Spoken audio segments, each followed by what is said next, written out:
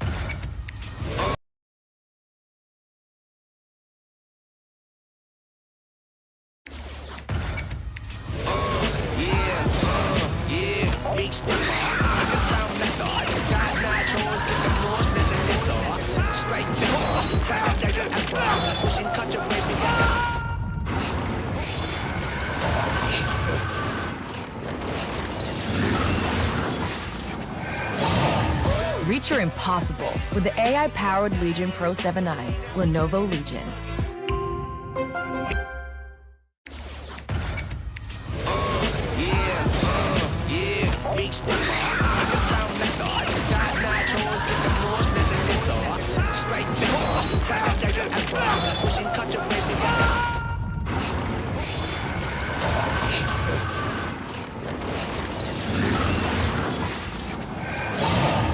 Reach your impossible with the AI-powered Legion Pro 7i, Lenovo Legion.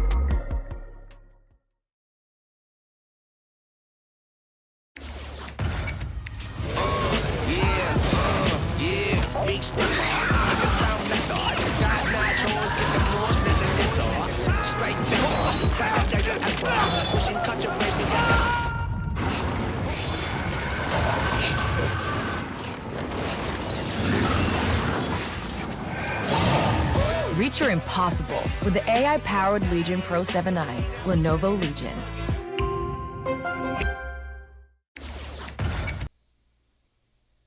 Alright then, ladies and gentlemen, welcome back once again to Lenovo and Intel presents India's Top Gamer featuring Mythpat. I'm your host Blackjack, back again alongside Edge as we are here today for yet again another grand finals, this time for the Valorant Swiftplay tournament. I do hope you all are doing well tonight. Edge, how are you doing on this fine evening? Well, I'm doing good. You know, it's been a while. We've been waiting for this matchup. Now here, I mean, it's little changes. You know, we'll let the audience in a bit about what the changes are. But you know, it's going to be an exciting day for sure. It's a best of 5 series, right? I mean, if it's a best of 1, we're excited. If it's a best of 3, come on, we're having a party. I mean, it's best of 5. I think we're just gonna have the best time of our lives right now, witnessing 2, you know, behemoths face off against each other. This is going to be an exciting match, and you know, I've heard a lot of people telling me it's going to be a 3-0. Let's see how things go here between these two giants. Absolutely. So, folks, since it is the grand finals, there are 2 teams and they're playing for that prize pool. Let's have a look at it right now. As you can see, it is 2 lakh INR total. Of course, first place gets half of that pie. It is 1 lakh for the top spot that they are fighting for today, and 60,000 for second place. We've got ourselves quite the game indeed, although a couple of the team names might not be what you're expecting, at least one of them, so to speak. We'll get to that when we get to that, but the point notwithstanding, here right now, this is the prize pool they're fighting for. This is what tonight's best of 5 is all about, and it is certainly going to be worth the fight indeed. With all that said, folks, let's have a look at the game we have for you today, and it is Last Hope versus Robot Aim.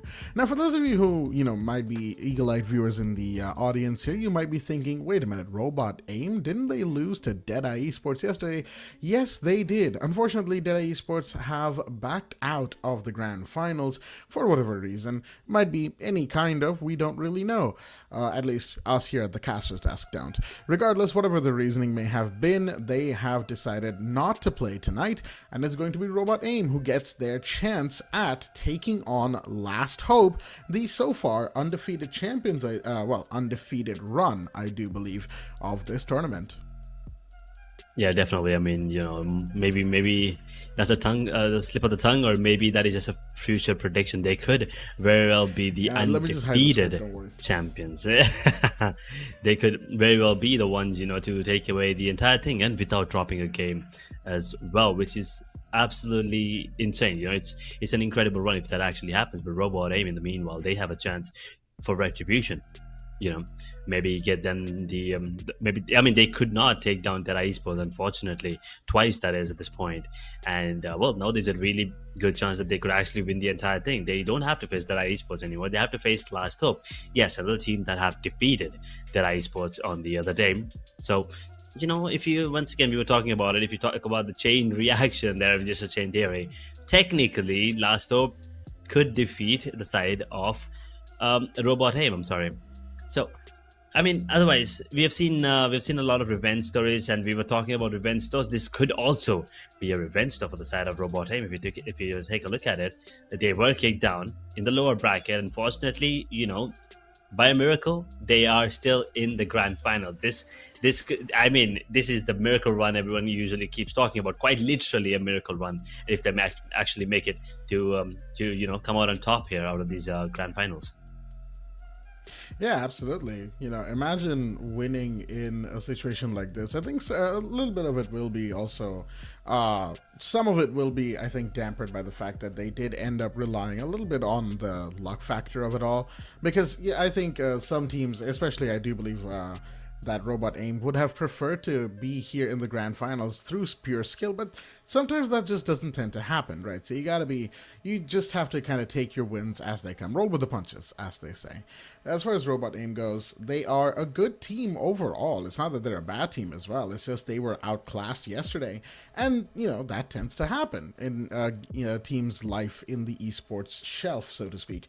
So we'll have to see how they play against Last Hope tonight, folks, because at the end of the day, when you really look at the optics of the situation, Last Hope were the ones who beat Deadeye Esports, and Deadeye Esports Esports were the ones who beat Robot Aim. Now, does that necessarily mean that Robot Aim won't be able to put up a fight tonight? Absolutely not. They might. We might even go all the way to map 5. Who knows? It is, after all, Swiftplay, and there is a very, very small amount of wiggle room as compared to your traditional esports round of Valorant. You're only going to a first to 5, not a first to 13. So that's already, what, 8 rounds that you normally would have had access to that you don't. Adaptation time is very, very less. In fact, in a lot of cases when it comes to Swiftplay, if it's a best of 3 or more, that first map just tends to be downloading your opponent and figuring out what they're up to. Definitely. I mean, you know, the economy is something you need to keep in mind as well. I mean, the economy changes when compared to the conventional type of matches usually, and then the Swiftplay, of course. So that is something you need to, you know, have an eye upon, and also manage it better. I mean, you don't really have to manage it as well as you do in a normal matchup, but Swiftplay as well, you need to make sure that you're on top of the game. And as you said, you know, right off the bat, they have to come out strong. You cannot let go of any rounds because you only have 4 rounds per side. Attacking 4, defensive 4, and usually we don't get to see all the 8 rounds because one team will be, you know, trying to snowball the entirety of the game. So the other team, they have to be prepared. They have to make sure that they have some sort of you know, cheesy strat here, because I think just because you know, it's only 8 rounds, right, as we were talking first to 5, a cheesy strat might work because you don't need it to work again and again and again. All it needs to work is like, what, twice, thrice.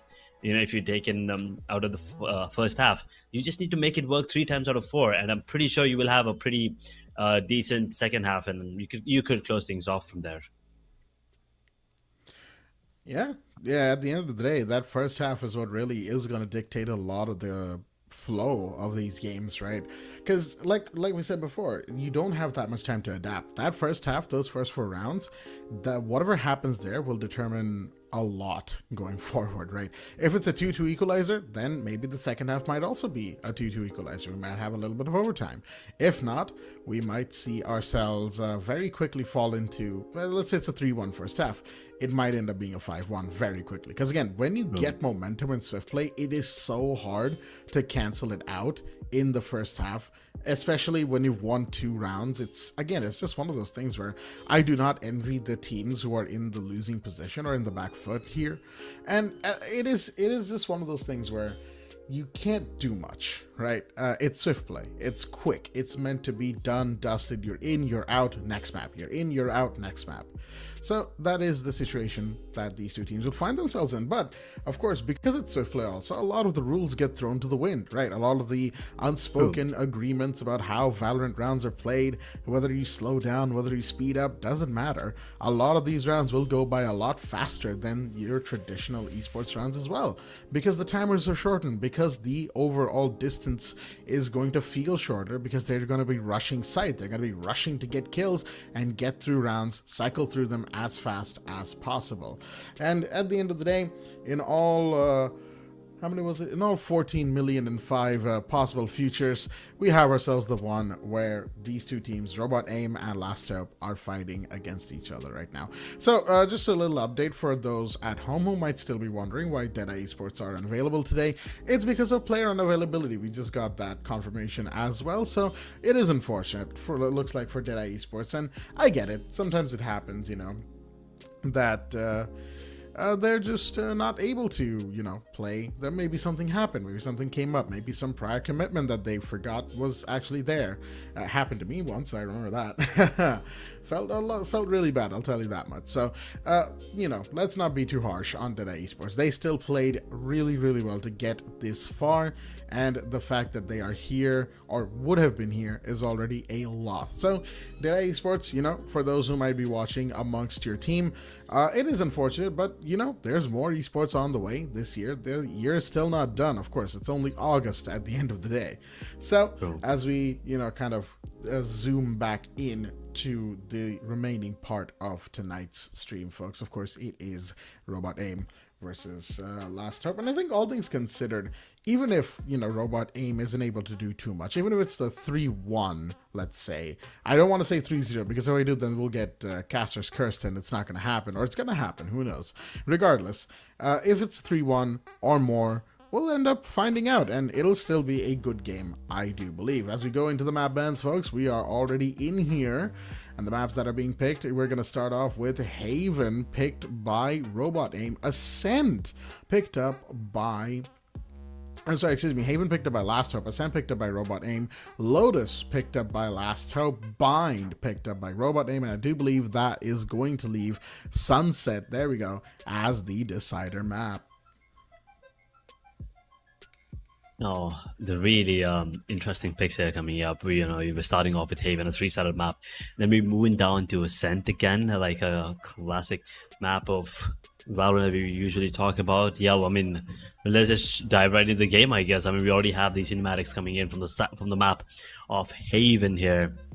And I mean, once again, Swiftplay, everything goes out the window. B is usually what I see, the site that people usually go to on this... in this format of the game, at least, because it's really easy to enter, especially on the attack side, but it's kind of hard for you to defend because you kind of have to be wary of people, players going in towards A, towards C. So I think that is something that you should expect, at least, mid contention coming in from both of these sides. Once again, do not forget the players on both of these teams. We'll get to them in a minute, but talking about the agents also, right? I mean, I think a double duelist is the way to go on Haven, but you also could argue that a double sentinel is really, really good, especially with the fact that this is Swiftplay. This is not the usual, your usual conventional type of 13 first to 13. It's only first to 5. You have 4 per side, so might as well just get that second sentinel out. Maybe even dodge the controller, if you ask me. You can just go in with a double senti, double duelist, and an initiator combo. I mean, that could work, to be really honest, if you're going in for a really aggressive W gameplay style. I mean, at the end of the day, Haven is still going to be played like Haven is played, right? I do believe that even in Swiftplay, we might not see too much of a difference when it comes to this particular map. But, I could be wrong. I've been wrong before. After all, format changes do beget playstyle changes as well. So a double duelist might end up coming out, or it might be one of those double sentinel or even double initiator comps. Who really knows? I certainly don't, because again, this is a game that I'm kind of coming back to. I've said this before, I believe last week, and I've had some time to catch up with it in the, in the intervening days, and it's certainly a very, very fun game, I'll tell you what. Right now, we're just waiting on everything to get started. The cinematics of Haven, once again, a very, very visually pleasing map. Although I will say it does kind of fall into that little bit of the colors being a little too desaturated in some parts of the map. But although that's just more of a more personal criticism of mine. Like this part, by B, this is very colorful. I love it. But then you move over to C, where everything kind of feels a little too gray, and it's like, could have been better color coordinated, but there are maps in other games that have it way worse. So you know what? I won't give Haven that much grief over this one. Regardless, we are, of course, here for this game. And once again, this is a game that, this is a map that I think is going to be used by both teams to download each other's playstyle. They're going to figure it out. They're going to understand what the other is doing, kind of what their overall goal is. Not just for this map, but setting the tone for the entire tournament as well. I say tournament, of course, is the best of 5. This is the grand final. So setting the tone for that here and now, that's what Haven is going to really be pivotal for. And once we have a tone set, it's going to be pretty similar, I believe, in map number 2, but then map number 3 being another triple-sided map, Lotus, that's where things might end up changing again. Definitely, as I said, both of these maps are triple-sided, yes, but both of these are very, very different. I mean, you have a different kind of, game style that you need to adapt to play these maps. Right, especially with the addition of those rotating doors, those switches coming in, those breakable doors there towards the link as well, and the added height, especially with the site on C, the Heaven on B and A as well. So there's a lot going on the map of Lotus as well, but we'll talk about that in a minute, because right now it's Haven, as you said. The colors are a bit desaturated now that I'm focusing on it, since you pointed it out, but I still think it's a pretty beautiful map to look at. It's very pleasing. But at the same time, since we're talking about the agents as well, right? We'll talk about the players as well that are going to be coming in now. Last up, they have Lavish, they have Abu, they have Zion, EMP Kiddo, Juggy, and Decroy. On the other hand, we have Aman, ROG Flame, Gamerbleak, Hellboy, DPY, Fearless, and Newbie. Now, these players are from RoboAim. They have shown us that they do have the potential, and with the experience, as you said, La Flame probably is the one leading them. Maybe, last time he could not actually get them towards that W. Maybe this time things are going to be different for them, and maybe they're going to be coming out on top thanks to them, or thanks to the entire team. Because there is, at the end of the day, still a team's game. Coordination and synergy are going to be very important, especially when you're facing someone like the side of Last Hope. Oh, absolutely. Against Last Hope, it's going to be required to not only be coordinated, but be on top of that communications game, right? The moment you get shot at, the moment you hear a bullet fired, the moment you see a piece of utility coming from somewhere where you know for a fact that there are enemy agents, call it out. Let your teammates know, because guess what? That is exactly the way you win these rounds, right? Don't get me wrong, there's always the meme that goes around when it comes to games like Valorant and games that are similar to Valorant, like, oh, you're making a call out. And as much as, I understand and actually laugh at some of those memes every now and again in other esports as well, you got to realize when it comes to competitive, call outs are what make or break the game, right? You need to tell your teammates, because otherwise they won't know where the enemy is aggressing from, where they're pushing from, where their overall playstyle has centered around. And if your teammates don't know, they won't be able to adjust in time. And if they're not able to adjust in time and adapt their positions and, maybe the areas they're holding, they might get taken down before you know it. The round is lost.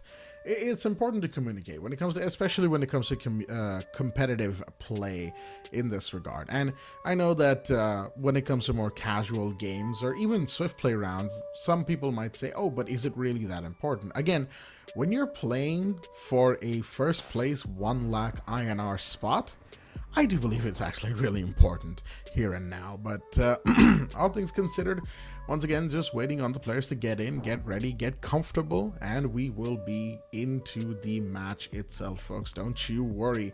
As it stands right now, we are still, I believe, just waiting on players to give us the ready and go ahead. And once we have it, once they're all in and loaded into the map, to the party, we're going to be having a party. That is for sure. Once again, best of 5 Valorant here at the Intel and excuse me right there, itchy nose. Intel, Lenovo and Intel presents India's Top Gamer, of course, featuring Mythpat. Sorry, had a brain and just not an aneurysm. I'm sorry, brain freeze moment there. Oh my but God. All things considered, yeah, it's one of those things. It's pretty early in the morning for me. I've been up since 6:30. Yeah, where I live. So yeah, my brain is not fully all there, at least until the match starts. I was worried as soon as you were about to say aneurysm. Yeah, I was like, "Are you okay?" On stream, we would have had a problem. For sure. Well, looks like we're still gonna be waiting for a bit here for just players to load in. I'm not really sure what the delay is about. Looks like one of the players' PCs, the Valorant, just crashed, unfortunately. So we're just waiting for them to rejoin the lobby and we could re-go, because that thing does take a bit. And here we go, as we were talking about, rejoining and re-go, hitting that start in the custom lobby. It's time for the agent select. And looking at the agent compositions, RoboAim, they already know what they want. Last up looks like they're just trying out multiple things, or maybe they're just teasing. You never really know. I mean, I do see how Xeon is, switching between 5, 6, 7 agents over there. I think they're gonna land on the Cypher right now. Of course, EMP Kid is gonna go for the Jet as well. Juggy bringing in the Reyna, an agent we haven't seen in a hot minute in these last couple of weeks, but Certainly nice to see her again. Abu bringing in the Omen, Lavish with the Sova, so nothing too particularly different. Double duelist composition over there, with the only duelist difference being, of course, the Reyna, while on the other side, Robot Aim is going to go for the Yoru and ISO comp instead. A more, I believe, Fnatic is the one who plays a comp similar to this. Of course, Omen, Cypher, and Sova are going to be your supports, your initiators, and of course your sentinel. So all things considered, nothing too particularly different coming in from both teams. These are comps that we kind of expect. I believe the Reyna is pretty much the pick that kind of comes out of left field, because a lot of people would go for, I mean, obviously a lot of people go for Jet, a lot of people go for Reyna, not Reyna, they used to go for Reyna, I mean Neon. I keep thinking about Neon, and then for some reason my brain says Reyna today. I don't know why. But anyway, well, looking at the comps, nothing too uniquely different, but both teams are playing what they know they love to play. And that is important because, again, once you lock this in, that's it. There's no changing it. For the next however many rounds we will have, whether it is 7 rounds, 10 rounds, or more, this is it. So, of course, while you have the time to confirm Robot Aim and Last Hope, this is that chance. Ooh. This pretty much is gonna be their last chance, as you said. And looks like they're already, ready for the competition, for the finals to begin. And here we go. We already have the players moving on the map, and the defenders, you can already see the double duelist composition coming in as we talk about Yoru and ISO, right? The comp that we usually see a Fnatic in the EMEA region pick up. On the other side, that is, I'm sorry, we do have a more typical composition. A Jet, Reyna, Sova, Omen, Cypher. Pretty basic, pretty day one kind of composition, but sometimes it's good to be back to the basics, because that's all you need. Sometimes you don't really need to change something that is not broken, and that is sometimes all you need to maybe come out on top. And let's see how things go here, as a Cypher is actually sitting up towards A, and B looks like it is going to be left for the taken from the side of defenders, as we're still waiting for the timer to resume so we can actually hit goal. Looks like Reyna is still AFK from the attackers. He's not moving, at least as of now. Yeah, once again, it's just one of those pre-game moments, right? Getting everybody in, getting everybody settled. It's always those first map jitters as well. And once these jitters, these moments of hesitation are taken care of, folks, don't you worry. Maps 2 and onward are going to be a lot better indeed. So it's just a case of getting things set up, getting everything ready. And the moment it is, we are going to be going in. There we go. Timer is ticking down. So it is now time for round number 1, folks. The very first round of this grand finals here at India's Top Gamer Valorant Swiftplay are going to be underway. It is pistol rounds, of course, and you can see suppressed pistols are pretty much galore, with only 3 people playing the regular, the classics, as they say. Here we go, pushing in through the A side. Maybe potentially trying to go in there. Yep, they're going down to 0, excuse me. And just slowly but surely making their way in, 4 of them, while you have the Cypher holding out towards garage door. Here's the entry coming in. There is the recon dart, and they're going to get right in there. They're going to go for the spike plant in just a second here. Shots are fired, smokes are out, and the spike is going to be on the floor with Lavish planting. Or 5v5 retake as well. This is gonna be spectacular. I'm really looking forward to see how they actually approach this. They gave it this side, and now they are ready for the lineups here coming in as well. And the smokes will be deployed in a sec. Here you go, the paranoia coming in. Will be missing everything. The undercut coming in, but in the meanwhile, Juggy does manage to get one. Hellboy and get one each. And Juggy with the trades immediately evens it out. He gets another one. And all of a sudden, it's still down to a 2v2 as Flame is now tagged a bit. DPY still surviving. He has one more smoke to work with, but the Yoru is very, very low, and Abu, he will get that kill. And now the plant is not going to be coming in. I'm sorry, the defuse, that is. It's all down to Zion in a 1 versus 1. It's really, really low, and is tagged as well. This is over. There's nothing that he can do.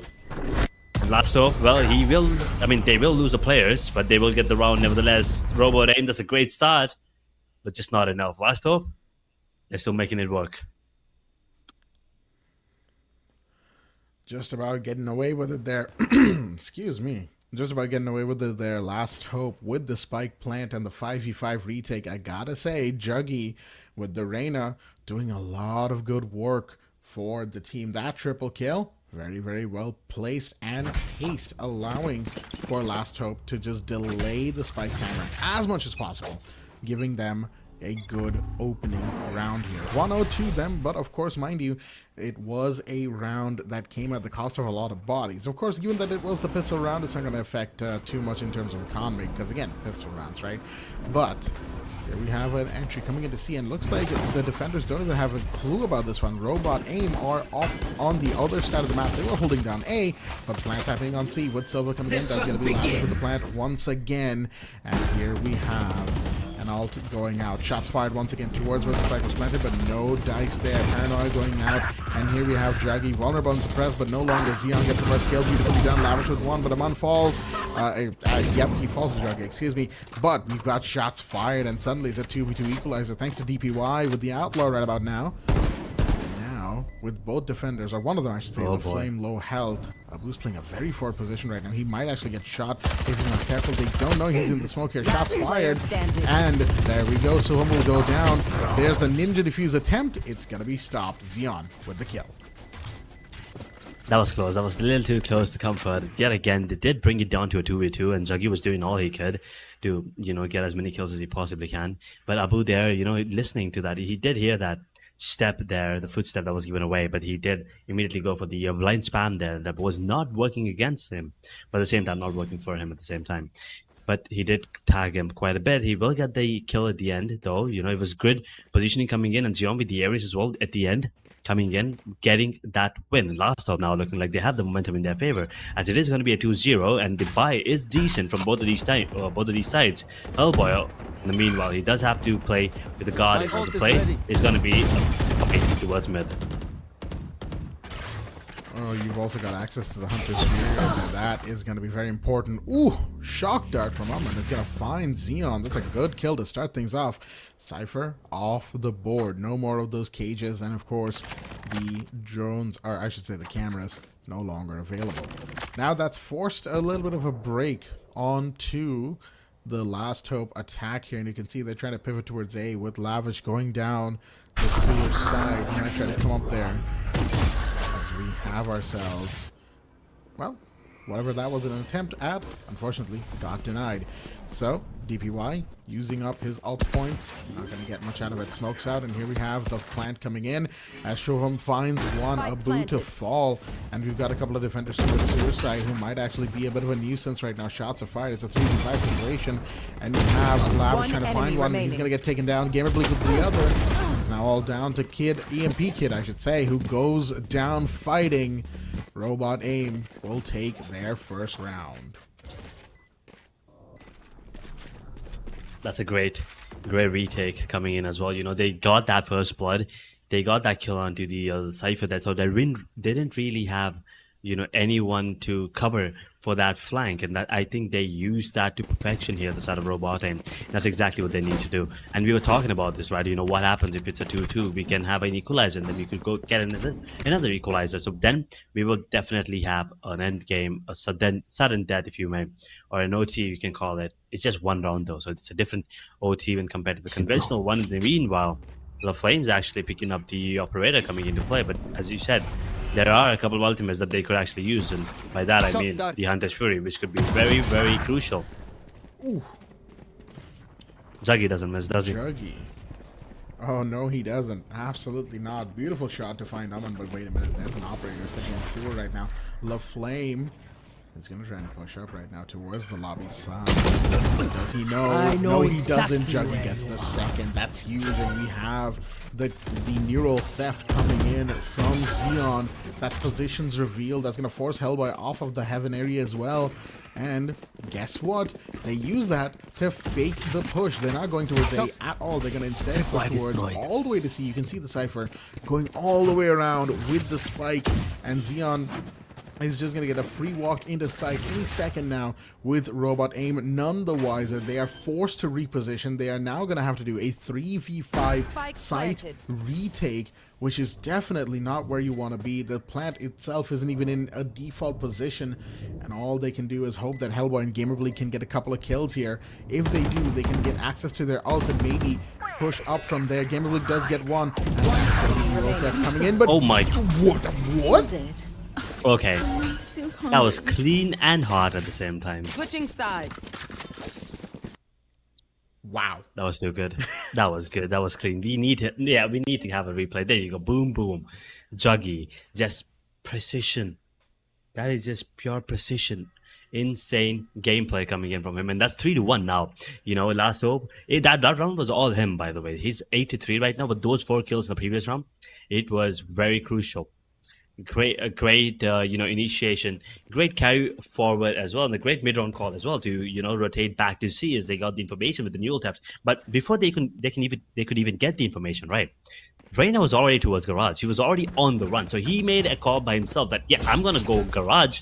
I don't give a damn what you're doing on there, because once again, he's Reina. They could do that. You can see they're contesting mid here on the defensive half, but there's no one on towards B. He gets spotted. A lot of players get spotted, actually, as a matter of fact. A great flash coming into play, but smoke will not be deployed. Oh, there's actually the smoke. The flash is not deployed, I'm sorry. Here we have the full fallen into the site as Ahmad is going to get the plant down. Of course, it is the second half, so Robot Aim are now on the attack. And you can see that last hope, they have to quickly reconvene here. They're trying to figure something out. Maybe enter from the long, and that could be huge right now. But I do believe the Cypher should have some sort of trip right here. No, not quite. Shots fired. Beautiful one from Aman. He's going to get the first one, and that's Juggy off the board. Beautiful kill, but EMP Kiddo comes in.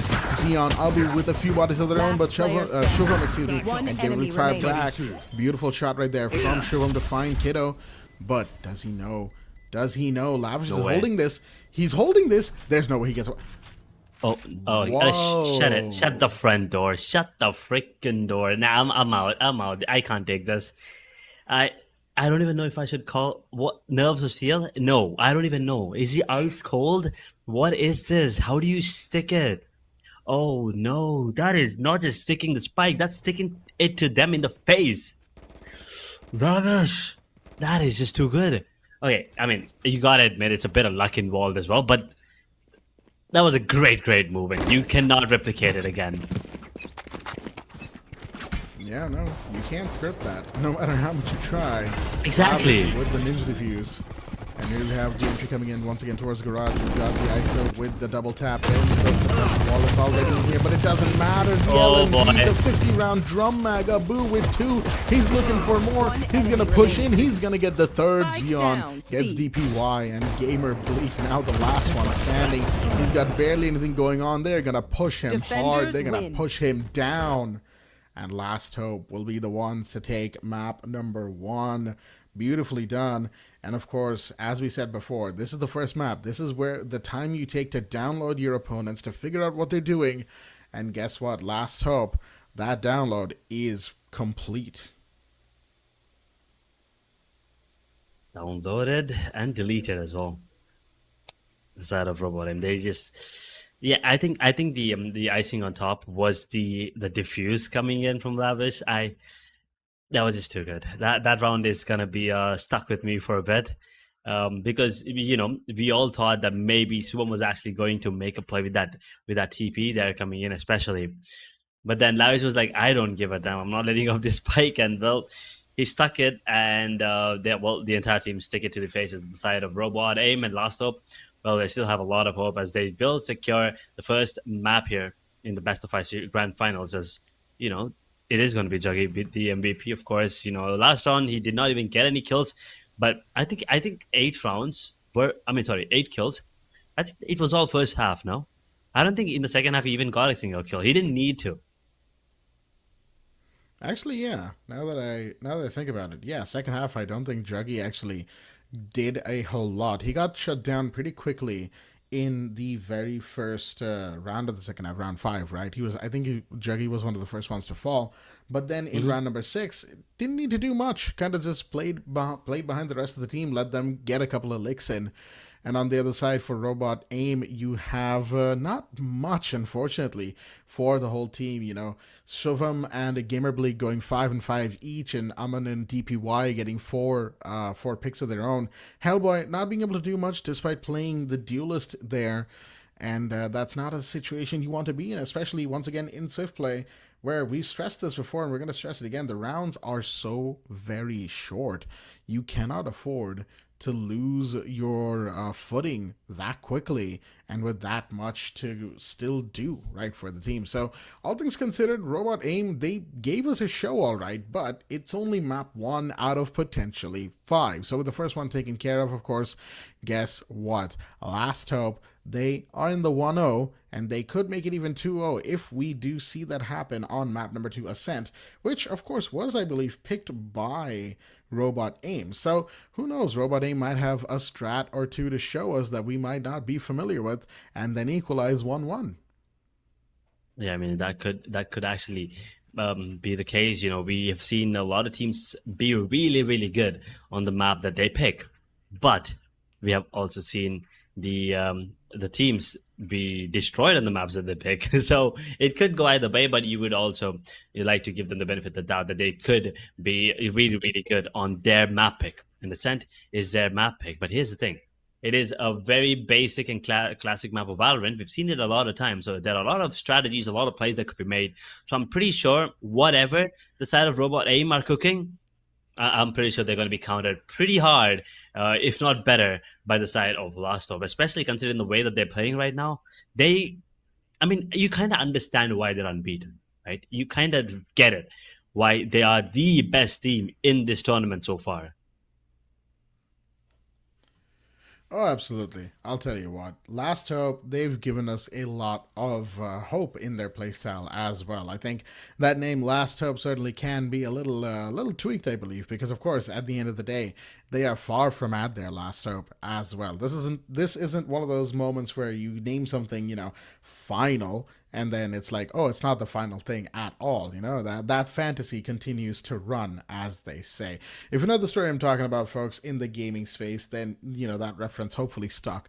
But regardless of that, we will be moving on to map number 2, which is Ascent, very, very shortly indeed, because again, it's Swiftplay. It's not going to take that long to set up. It's not going to take that long to get through either, as evidenced by map number 1. We barely spent, 15, I think 20 minutes on the actual map, and a lot of the stuff we've done so far has been just me and Ed sitting here talking about the match itself. So yeah, I think map number 2, Ascent, is probably going to be similarly fast indeed.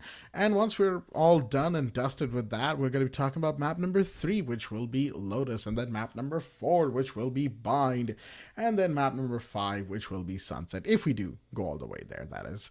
At the end of the day, Last Hope, they could definitely give us a 3-0 and a complete sweep here. But we shall see, folks. Until then, don't you worry. We're going to be taking a very, very quick break, and we will be right back.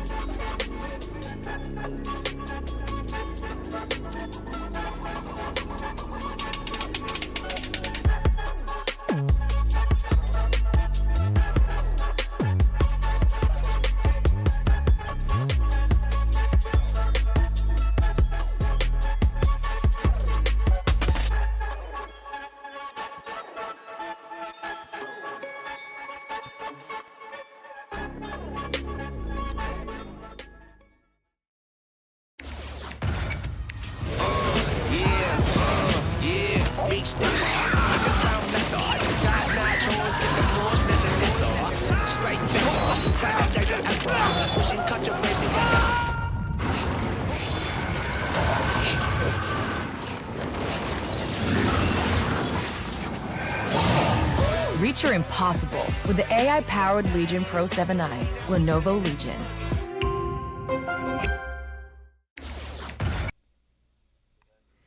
Alrighty then, ladies and gentlemen, welcome back once again to the Lenovo and Intel Presents India's Top Gamer featuring Mythpat. I'm your host back again, Blackjack, and joining me once again is Edge, as we are here for map number 2 of the grand finals of the Valorant Swiftplay tournament. That is right, we're already done with map number 1, and for those who are following along, it was a 5-1 very clean game for Last Hope against Robot Aim.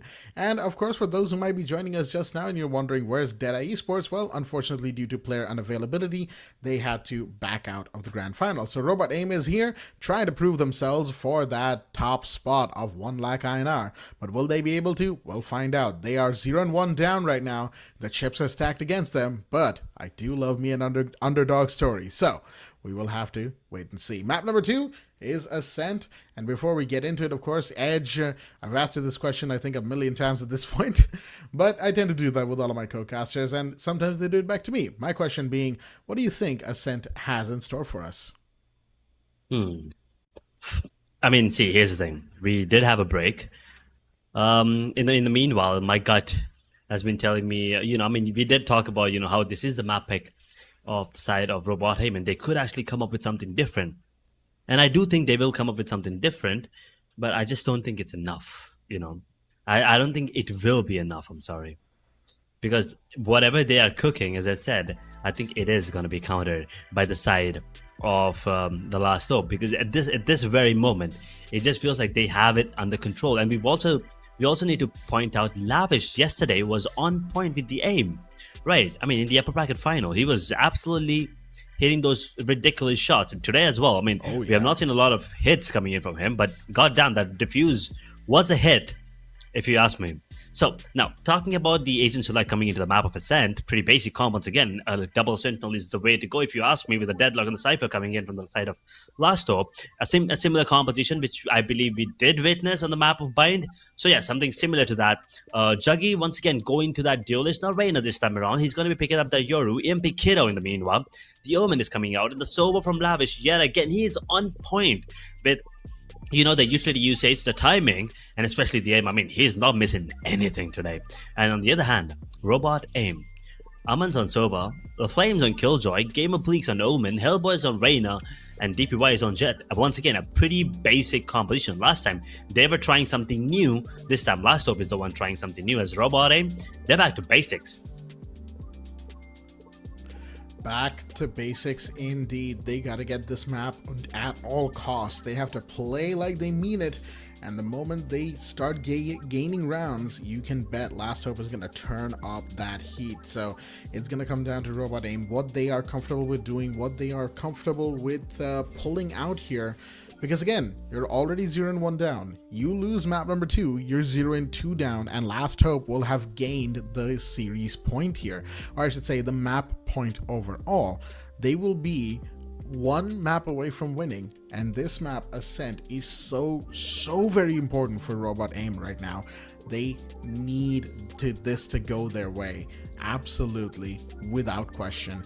And bringing in, that overall double duelist playstyle, they are on the attack, so I do understand the reasoning behind it. But on a map like Ascent, being double duelist on attack is one thing, but when you go on the defense, that's when that composition can really come back to bite you in the backside. Because again, you with 2 duelists, you might not have the necessary setups for defending certain parts of this map, especially around the B bomb site, where there's so many areas that you need to cover, that you need to smoke, that you need to make sure to not get caught on. Line of sights that range from mid to long to very short, and suddenly you found yourself in a position that could have been avoided that with maybe a double sentinel playstyle.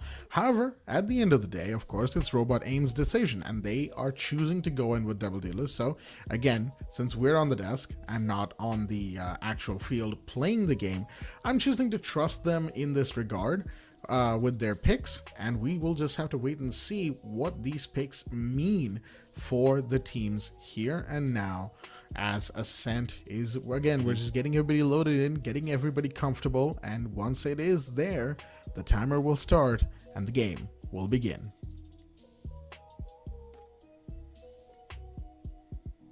That is true. You know, we just want to be waiting for the players to jump in, and I'm pretty sure we have a banger of a match coming up front for sure. The double sentinel versus the double duelist, it could go either way, especially since you have Jet, right, and Reyna of course coming in. So you get that kill. Those trips and those sonic sensors, they don't mean anything once you can, you get a kill and you can dismiss right through them with ease. And also the barrier mesh means nothing. So that is something that, you know, Reyna could actually take in their favor. But let's see how things go right now. Robot aim, they are mapped down. They need to make sure that they get this one and equalize it and bring it down back to a best of 3 for them. They want to make sure that this thing at least goes to bind. At least. 4th map, that is. If not the Decider Sunset. But at least take it to 4. Let's not go down in a 0-3 fashion. And for that to happen, for them to have a fighting chance, they need this map. Because going down 0-2 and then making a run for the reverse sweep is not going to be an easy task, especially against a side like Last Hope. Yeah, that's the other thing, right? That if you go down 0-2, you are in a position where you need to make a reverse sweep, and the pressure of that is so immense when you really think about it. Because guess what? That reverse sweep, it's never easy to do. You need to win 3 maps without dropping a single one, and preferably without going to overtime and exhausting what little stamina you have left. On top of that, you have to then make sure that each map not only goes your way, but it goes your way in a way such that your opponent is losing steam, their mental game gets hurt. Because if their mental game is still way too strong, even after losing a map or 2, they might still actually shut you down on that final map, on map 5, on map 4. It could happen anytime. And we've seen games go for really, really, really long. For instance, that lower bracket finals last week in the, more traditional Valorant tournament that we had, where map number 2, if for those of you who were there will recall, that was what, a 31 round game of Valorant, give or take, maybe? So yeah, we had a game all right last week, and that could happen this week as well, today as well. We'll have to wait and see. As we have round 1 coming in, the timer is ticking down, and it is pistol rounds, of course, between both sides. So here we go, folks. The first round is in play, and we're going to get to these player POVs in just a hot second here, as of course we have a little bit of a push. No, not a push, just a little bit of a hold outside the B lobby towards the main entryway here, this 90-degree corridor. But meanwhile, look at all the defenders. Last Hope, they're pushing up to mid. They're pushing really far through Cubby right now. But the recon darts and the shock darts coming in are going to stop them from doing that, as they are on the defense right now. We need to be careful about this. Abu with a hard shot, beautifully done, but goes down to DPY on the other side, who's been flashed right now. Shots are fired, and he's going to go down to Lavish coming in, who's going to fall to Gamer Bleak. Shots are fired left and right. It's a 3v3 situation, but Gamer Bleak is low at the moment. Aman is actually in here, sitting inside of the site. You just gotta be careful with potentially the positioning. Gamer Bleak will get the spike on the floor, and now it's up to these final 3 defenders to do something about this. Oh, look at Love Flame. His positioning is insane. Can he find anyone? That is the main question. He will get one. The turret will be out. Is very, very tagged up though, and now in a 2 versus 3, they have to be cautious here. The paranoia comes out. The push will be coming in from last player standing. Game of Bleak actually gets all 3.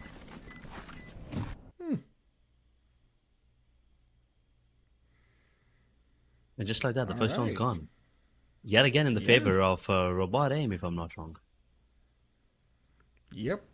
Robot Aim on the attack have taken their first round, and again, this is a good sign from them. Like I said before, right, the double duelist will probably favor them during the attack rounds, but it's going to be on the second half that it's really going to be make or break for them, especially when it comes to the compositions and how they play it, or decide to play it, I should say. Last Hope losing that first round isn't going to bother them too much, I believe, because again, it is Swiftplay. The first round is pretty much 50-50, especially given that both teams start on almost equal footing. Once again, shots are about to be fired. We have ourselves shock darts coming out. We have the first peaks coming in. Hellboy is about to maybe push in right now with Reina, not quite, and that's going to be a paranoia coming in. No, that's actually a smoke going out from the Omen. He's just holding this down. MP Kid is making sure to not give away his position, but position is given away on Gamerbleak. He's got Yoru here to support him. Two people holding down the hallway by the cubby, the entryway I should say.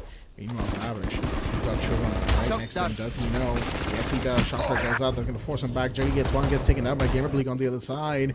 One body for a body as the trades are in. About to fire. Kid, he sees one, but beautifully done as Amanda and Shubham get two big kills right now. Xeon and Kiddo fall, and now it's all down to these final two defenders. Abu is here on the overhang. Lavish, he's gonna find one, and that's Shubham with the board. Beautifully done. He's got enough health to go for another peek right now.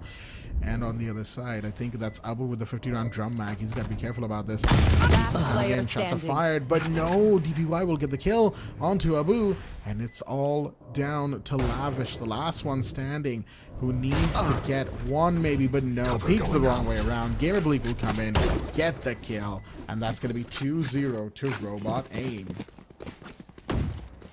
This time they make sure that they don't lose the second one. They usually tend to lose those anti-ecos coming in, but this time around that's not going to be the case as Robot Aim. They get the second one, but the buy is still going to be pretty decent on the side of Last Hope. But at the same time, is that an operator being pulled out by LaFlame? I think it is going to be an operator indeed. Here you go, ladies and gentlemen. On LaFlame as well, on Sentinel as well. This is going to be interesting because they're on the attacking half. Let's see, keep that in mind. They don't have a lot to work with. The attacking operator is always something to watch out for, and Juggy, he does not have the fake out. Looks like it, at least for now. But he's in a good position there coming in. The three attackers on towards B. Leon has the timing is everything here. Hellboy gives away his position. Now Juggy has to be careful. He still doesn't have any information whatsoever that there's someone towards here. Oh, does he? There's a good paranoia coming in. He does manage to get one, but I'm not immediately trades it out. Leon in the meanwhile does manage to get down to play with the operator. Now Hellboy, tough spot. Can he get one? Even if he gets one, that's good enough. He's looking in the right direction at the right time, but EMP Kiddo just better with the aim. One enemy remaining. Good shots right there from EMP Kiddo. Coming in to cover Lavish, who did manage to get, I believe that was the enemy Omen there. So we do have a round going out in favor of Last Hope. They bring it around for themselves, put themselves on the board for map number 2 here, and of course if they're able to do one more of that, then they will be really turning up the heat in this particular map. Once they go into the attack, of course, things will switch up. This is the last round of the first half, so there's going to be a full buy-in from both teams. They're going to go all in on guns, on shields, on utility, and it's all going to be a case of figuring out what you need to do. All drones out, that might give away Juggy's position, but shots fired. They know he's in here. He's going to teleport right out. Beautifully done. And that's going to allow for the side of the attack to take up space on main. But here we go. Hunter's Fury is in. And that might give away positions, that might give away something, but no, it actually doesn't do much. Hellboy finds one. That's a good kill as well. Xeon to fall. That deadlock ult is delayed for slightly longer. But again, holding down B main here, they're not making much headway. They're just waiting. They're slowing things down. You can see the rest of the team are kind of converging around this part of the map as well. Once again, Yoru teleports in towards this hallway, the main spawn side outside of B. Really just got to be careful. Juggy's holding behind that Cypher tripwire right there. And I think they're expecting potentially a push out towards the gate. 3 of the remaining defenders have all decided to move out. And the moment they get that call out, here we have the Fallen. Here's the attackers, Hunter's Fury, coming in from Robot Aim. And they have fallen all the way into the site, deep in here right now. As we have Hellboy planting. Shots are about to be fired. Spikes on the floor. And this retake is so very difficult. Abu is in here right by the shops here. But no, Aman gets one. Abu with a beautiful kill. Can get one more. He's 31 HP. He's going to get taken down. 3 to Hellboy. And Lavish finds him on the other side. He's the last one standing. He gets one, but that's all he'll get. As Robot Aim make it 3-1 in the first half. That was a great round coming in from the side of Robot Aim once again. You have to give it to the, the Reina last time it was Juggy. This time around it is Hellboy. Looks like he's making, he's making sure that they get the entries every single time. I mean, yes, he only has 3 kills, but they were very important 3 kills coming in. He's getting the big ones. He's getting the entries. He's getting the first ones. Robot aim with 3-1 right now. They have a really good chance to maybe take us into that BO3 situation with closing out this game now. They just need one more before they take us into that match point. Remember, but this is the side switch now happening. Robot aim are on the defensive half. And last hope, with double Sentinel, they did not manage to, get the scoreline that they wanted. But Robot aim at the same time. This is a double duelist setup on defensive. Let's see how this one goes. No escape. We have an aggressive coming in towards that cubby on A. Shots are about to be fired, and so many shots are fired. Shuvum with 2. That's huge right now. Juggy and Xeon going down. And once again with the paranoia, I should say, out. Gamer Bleak is just holding this down as best they can. EMP Kid, the only one around this part of the map. His teammates nowhere near to be seen right now. He's got 91 health. Shots are fired. They know he's behind the boxes. They're really pushing him. And there we go. Gamer Bleak will get that kill. Now it's all down to the final 2 attackers here. Last hope losing bodies, but they've got confirmation that A is mostly clear. They're going to go all the way in. They're going to go for the plant. It's going to be a site retake potentially for these attackers. There you go. Plant is happening, and that's going to allow the sound cue and the time to push. Oh dear me, Hellboy catches Lavish on the jump up onto boxes, and it's now all down to Abu. He's trying to get one. He's not going to be able to. Shoot him with the 3rd, and that's Gamer Bleak with the defusal coming in. Guess what? It is 4-1 to Robot Aim. They really are putting the brakes on all that momentum that Last Hope had in the previous round. Flawless. They are now map point with a flawless round. Brilliant pistol round strategy there coming in. I think a minor misplay by the side of Last Hope as well. In the meanwhile, the side of Robot Aim, they just feel, their gameplay right now is a lot more systematic when compared to the side of Last Hope. They just are gone. They just look baffled here, the side of Last Hope. So as to what exactly is the it's going to be the play that they're going to be making. You can see the buy that they have right now. They only have, they can scrap some Stingers, maybe 1 Spectre, but that's about it. Robot Aim, they have everything that they want to work with. They have Bulldogs, they have Guardians, a lot of stuff. But let's see. Super is in a good spot. He's going for the wall bang. He will get the kill. Can he get more? Yes, he can. Can he get another one? No, he won't be able to do so. He did manage to get himself a double. I think the last one's a bit too cocky there for a second. He was a bit overconfident with 1 bullet. He wanted to go for that shot with the Guardians. Zion equalizes it, brings it down to a 3v3. DPY still alive. Up close, a personal attack. He will be able to get that kill. And Gamer Bleak, in the meanwhile, does manage to get 1 more. It's 1-4 in a 2-2 situation. Blinding. Ooh, so many bodies falling, especially early on with Shuvum getting those beautiful kills. We have the smokes coming in. That's going to allow for just blocking line of sights, creating a little bit of space, but they both know that the market side is where these defenders are potentially going to be pushing Standing from. ahead. Here we have Recon Dart. That's going out. Shots are about to be fired. There we go. 1 position given away. Last player but standing. he's going to stay alive regardless. Juggy with the 3rd. And this Yoda has pumped the brakes on everything. 1 tap from EMP Kid. Beautifully done. And that's going to be a month to fall. Last hope, they are not done yet. They take their 2nd round after a grueling series of events. Round number 7 is in play. That was a good shot coming in from EMP Kid, and I think that's exactly what Suwon was trying to do with the 1 tap there, the Guardian, the last bullet.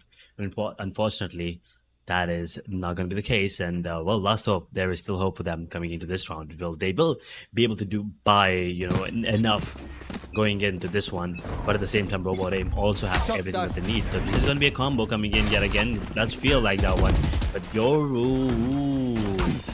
the Strong not going to deal any damage? It looks like nope, but the Grafnet did actually get a couple there, but they could not actually follow it up. And now this Cypher has already made his way towards B main, and controlling this area is going to be him alone. But there are 2 players on B, 2 defenders that is especially. Aman using his drone already to get the information. He gets the information onto 1. He does not see anyone, but he understands that there is someone here. The sonic sensor. That's a great sonic sensor, but Aman still manages to get 1 before surviving, and they're pushing. Paranoia is good, but Hellboy is not blinded whatsoever. The spike now out in the open. This A-main contention is really working out for the side of Robot Aim. Absolutely, and you see the situational awareness from them too, because they decided to go for the recon bolt the moment that the Omen came in, just to know if he's trying to pick up that diffuser, that spike I should say. And guess what? Completely denied. EMP Kid and Juggy, the last one standing, and 30 seconds left. Coming in. He knows where one is. He's gonna get that kill. Beautifully done. He's actually, that might have been a bait with the sound cue, potentially speaking, but he's gonna just get in there, get the spike on the floor. No, not quite. They're actually gonna go for the shots right now. There we go. Juggy's gonna go for the plant, and he's gotta be on the floor, extending the timer just about. And now it's a retake situation, but it's also a 2v4. They need to pull something out of the hat right now, as we have EMP Kids in position to get away. Shots fired, and there you go. Both attackers are going to fall. Hellboy and Amon coming in. Amon with the triple kill. And that, folks, is going to be the 5-2. You failed. Robot Aim, who equalized the map situation and take us to map 3 with a 1-1 scoreline.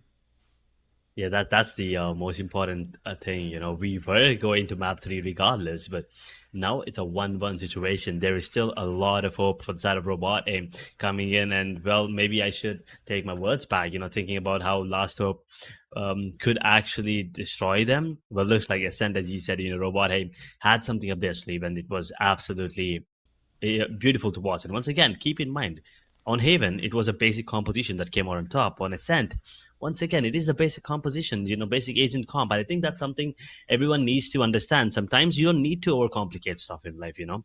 All you need to do is just go with the flow, a basic stuff. If you know your basics, if you know your roots, that's good enough for you to be on top of the world. And if you take a look at the scoreboard, that's exactly what they tell you.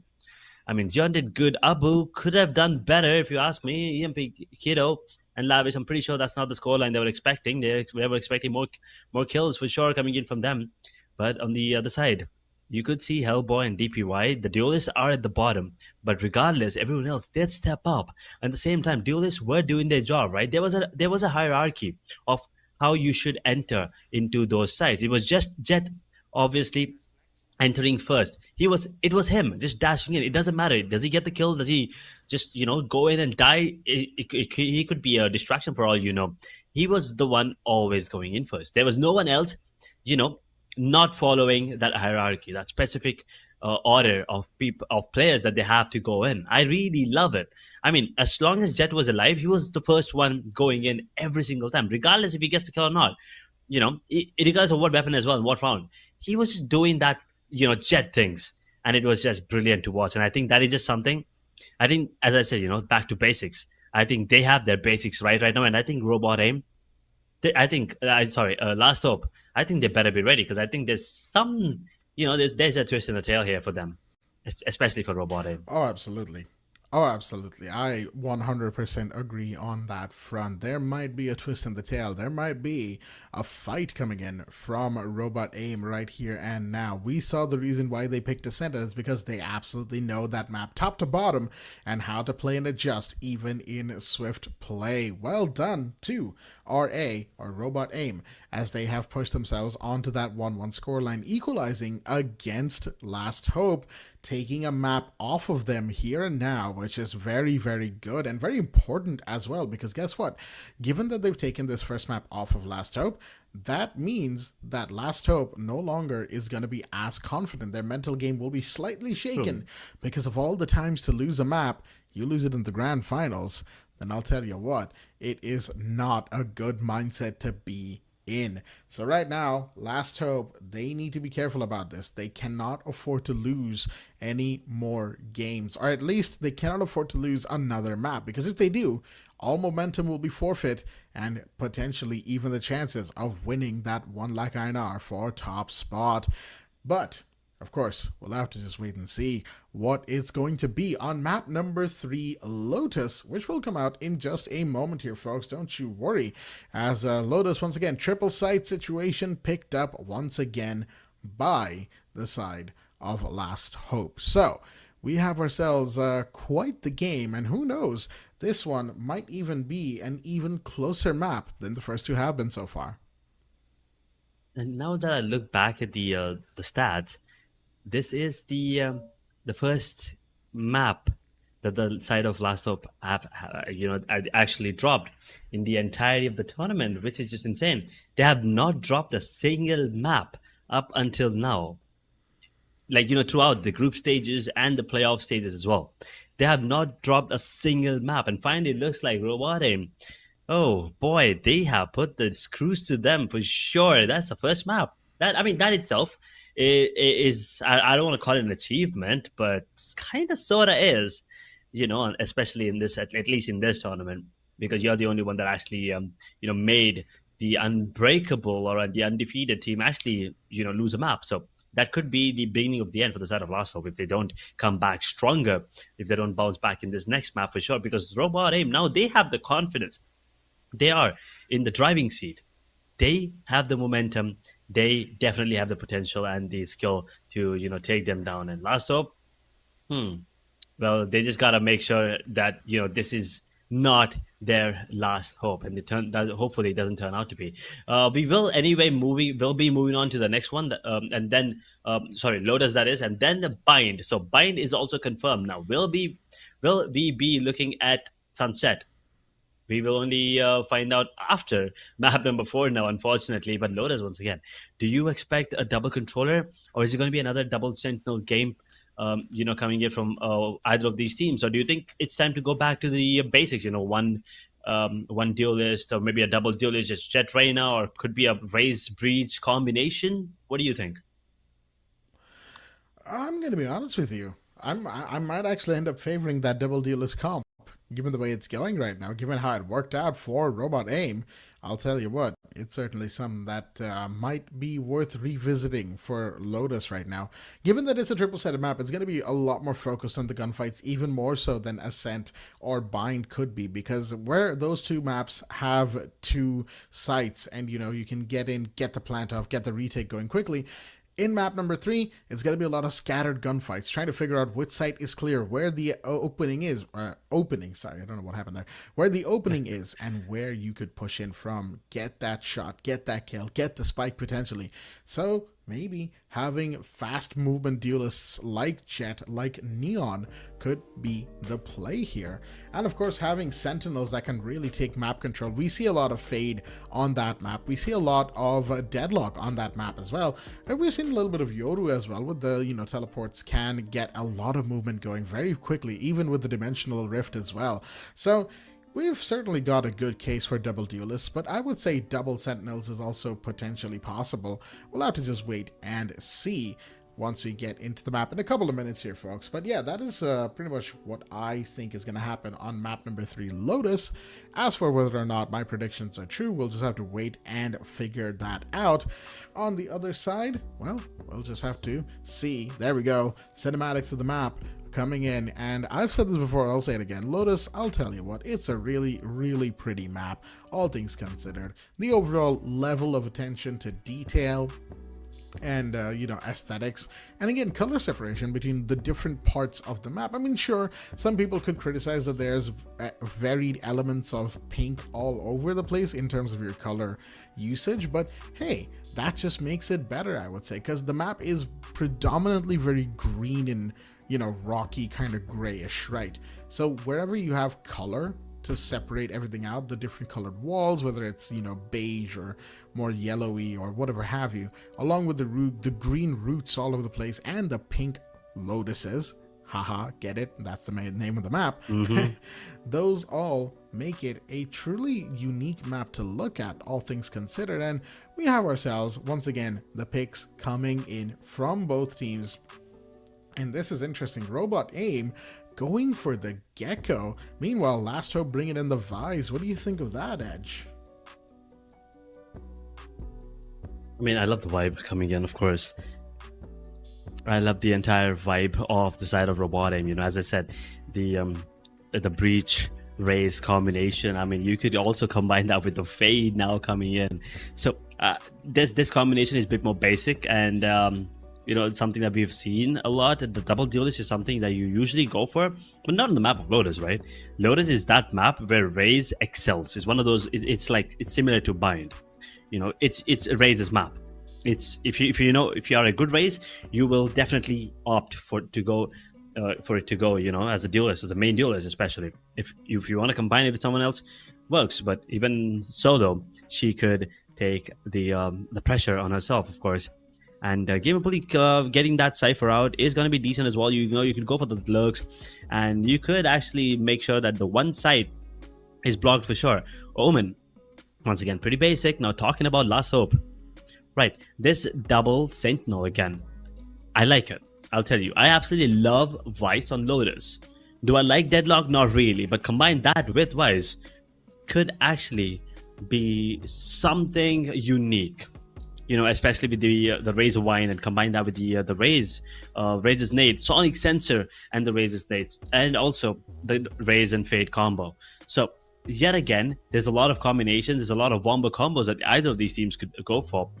So talking about, you know, who might be the one coming out on top, can't really tell, because once again, it all comes down to the aim, the game plan, the execution, a bit of luck, of course, and also what kind. I mean, in the heat of the moment, like what decisions are you making, right? I mean, you see two players in front of you, who do you kill? You have one smoke, where do you deploy it? You have 3 sites, which one do you pick? There's a lot of questions that actually go on in the player's head in the heat of the moment. That mindset, you need to make sure that you come. And right now, as we're talking about it, best of 5, well, it's down to a best of 3 right now, pretty much equalized. So the last 2 maps, they don't really matter anymore. Like, we don't really need to talk about it. And these teams, well, they need to forget about it. Pretty much. Given the situation right now we find ourselves in, it is a best of 3 situation, right? There's only 2 more maps to win for either side, regardless of how you look at it. So they have to play it like it's a best of 3. Forget what happened before. Forget map 1 and 2. They no longer exist in your memory. And that is how they should be playing it from here on out. Timer's ticking down, and we're going to go right into round number 1 here. Pistol rounds, of course, for both sides. So it's going to be a lot of clickety-clackety and a lot of point-and-click adventures happening between both teams, as we have the initial positions being taken around that rotating door, and looks like the side of Last Hope, they want to aggress towards C, potentially speaking. Of course, you have the Cypher. He's kind of holding that down. He's going to get support coming in from his teammate right now as the shots are being fired all over the place. They really want to find where that Cypher is sitting and get him off the board. And there we go. We have the Gravnet coming in. That did actually find him, but guess what? They're going to fake it. They're going to go all the way around, potentially towards A, because Xeon with the Vise has already breached the site. He's in here. That is to say, Xeon, the player, is in here. And there we go. That's going to be the first kill coming in for them. And maybe one more, potentially. As someone falls, of course, we have Lavish going for the play right now. The plant is in. And that is now a retake situation. 4v5, and Last Hope have certainly put the pressure on indeed. Beautifully fake entry coming in. Shots fired, and it's going to be Hellboy with the first one. Grenades coming out. So much happening, and there we go. Juggy's going to find Hellboy with the use of those charges. And we have more shots being fired. But guess what? Gamerblue gets one. Lavish and Kiddo come around. Kiddo with the final 2. Who's going to get those kills. Last Hope are now with the first round, winning and putting themselves on the board. They want it. They desperately want it, and you can see, you know, that Weiss taking his time, making sure that they get the information onto A before actually going in towards the side, and they made sure that they show their presence on C. They have 4 players, and this is exactly what you can do. If you have 2 lurkers, 2 sentinels, you could actually use the Wise to go for that lurk, or Deadlock, as a matter of fact. Anyone. Both of these are very, very good lurkers there on the map. And it looks like the play is going to be towards A, and it is a fast push coming in. A great combo. But I think the paint shell was a bit off. EMP Kiddo, come on, Kiddo. You could have gotten more. The paranoia is decent. You will get that kill. And the last one standing is going to be Hellboy towards Rubble, that is, of course. And Kiddo, well, we were talking about how he could get more. Well, he did get more. He got 3. Game of Bleak now in a 1v3 with Stinger. He could actually take down Juggy and Kiddo. Both of them are really, really low. Xeon's the only one with 4 points of health, and he's the only kind of real tackle that he needs to worry about. And the Razor One is going to be delaying the push as of now. But Game of Bleak. Will he be expecting 1 shot? 65 tagged. Xeon is in the case. He's making sure that Cypher knows. But I'm up close nearby, and Player will he get it? standing. No. Oh, wait a second. It's really, really doable now. No, actually not doable because there is a showstopper. I just saw it, so it doesn't really matter. The showstopper could come out, maybe even the cheeky angle from Juggy, so he doesn't even need to invest that showstopper. He's in a good position. Will he get the Guardian? No, he wants to stick to the Spectre because most of these players are definitely going to go for that Vandal next round. Oh, absolutely. I'd imagine both teams are going to have a pretty good economy overall going into the next round. Of course, you know, the losing the round will slightly affect it, but not a whole lot. You can see they can go for full buys pretty comfortably, all things considered. But if they do lose this round, then that is going to hurt. So this round is very important for Robot Aim right now, as they are 0-2 down. Then they're getting aggressed upon pretty hard so far.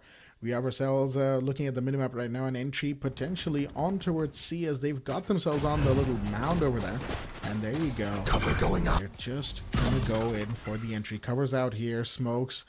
And that's going to be a little bit of a noise made. But again, they faked it twice before, and they might try to do the same. You can see the Vise kind of peeking around from attacker side spawn towards where the entry could be onto A, but they are holding so far ahead when it comes to that part of the map. So you got to be careful about that, as Shivam here Find you. is just going to get a little bit of utility going. Shots fired. Here we have the showstopper coming in from the attacking Rays right now.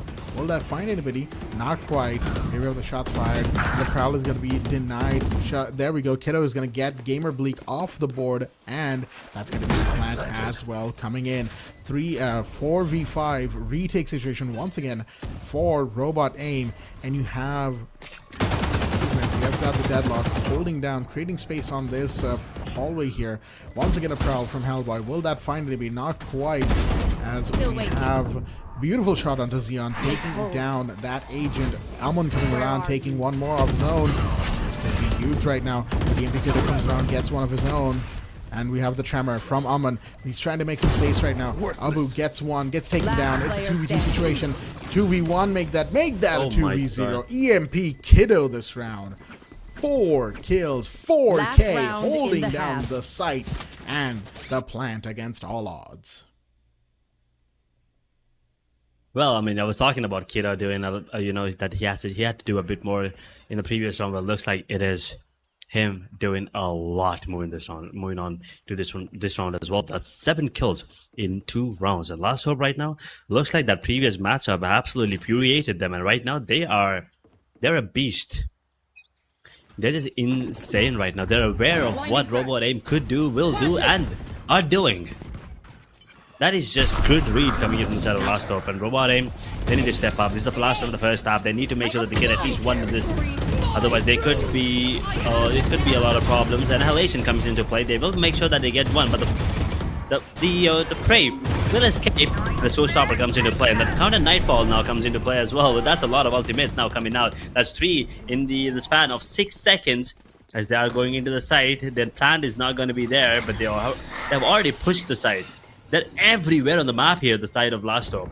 They're just waiting for the Nightfall to wear off. As Lavish gets the kill, he will be able to turn it up by Subam. Now in a 4v4 retake situation, the Mule Tab gives away the information. The plan is towards A. Zion's the only one on site. The other attackers are making their way into the site as the all-time will be coming in. Ooh, Paranoia comes in. It was good. In the meanwhile, Juggy does get the kill onto Amun. Subam trades it out by getting a frag onto Zion. Ooh. Oh, they're going for it. They're going for it. They've got the cage going. He's holding it. Gamer Bleak, he might be able to do it. Yes, he is. Beautifully done right there. And they managed to get all the bodies from Last Hope as well. Oh, dear me. Xeon going all the way around for the plan towards A. Probably good idea in hindsight, but unfortunately, there was no time for Last Hope to converge on that plan to hold it down. And it was just, I believe, a complete failing, I should say, of the communication, which unfortunately you can't really afford when you're in a position like that. You gotta take what you can. But even then, a 3-1 first half. That's not a bad way to start, as we have ourselves the second half now. Of course, pistol rounds to start things off, but looking at the scoreboard, there's somebody on double digits right now. That's EMP Kiddo coming around, really making this map his own. But there's more to be done, as we have, there we go, Gravnet immediately coming out, finding one. But of course, that's just going to slow him down for the moment, as we have the proper entries for round 5. Another pistol, and they definitely need this one side of robot, and they can't let Last Hope get it. And as we were talking about it, Abu actually opens things up. The share on B, well, it will act against them, as they did give Hellboy enough space to get that kill on the Juggy. Misplay there coming in from Xeon. And now the play is going to be towards C as an only point of defense. He's going to be EMP Kiddo. He will push them back for a second here. It's really low and blinded. I mean, nearsighted. But still managed to get one. He only needed to land one shot on the flame, which he was unable to do so in the DPY. In the meanwhile, he did get that kill into Abu. Now he's all down to Lavish in a 1v2, sort of, if you ask me. Oh, that nade is perfect. Right on the feet of Lavish, and well, DPY, he makes sure to clean up the rest. Second one on the board, and now Robot Aim. It looks like they're back in the game. Robot Aim pulling themselves up from the trenches right now. 3 and 2, Last Hope. They're losing momentum, and they're losing all that good work that they did to get themselves to this part so far. So you gotta be careful with how you proceed from here and now. And looks like we do have an outlaw being picked up, Juggy, with that dangerous gun. You gotta be careful against that raise right about now. But on the other side, LaFlame has the Judge shotgun as well. So both sides certainly have guns that you got to worry about. LaFlame is probably going to try to play as close as possible. There we go. Kiddo taking a ton of damage already. 35 health remaining on this Omen right now.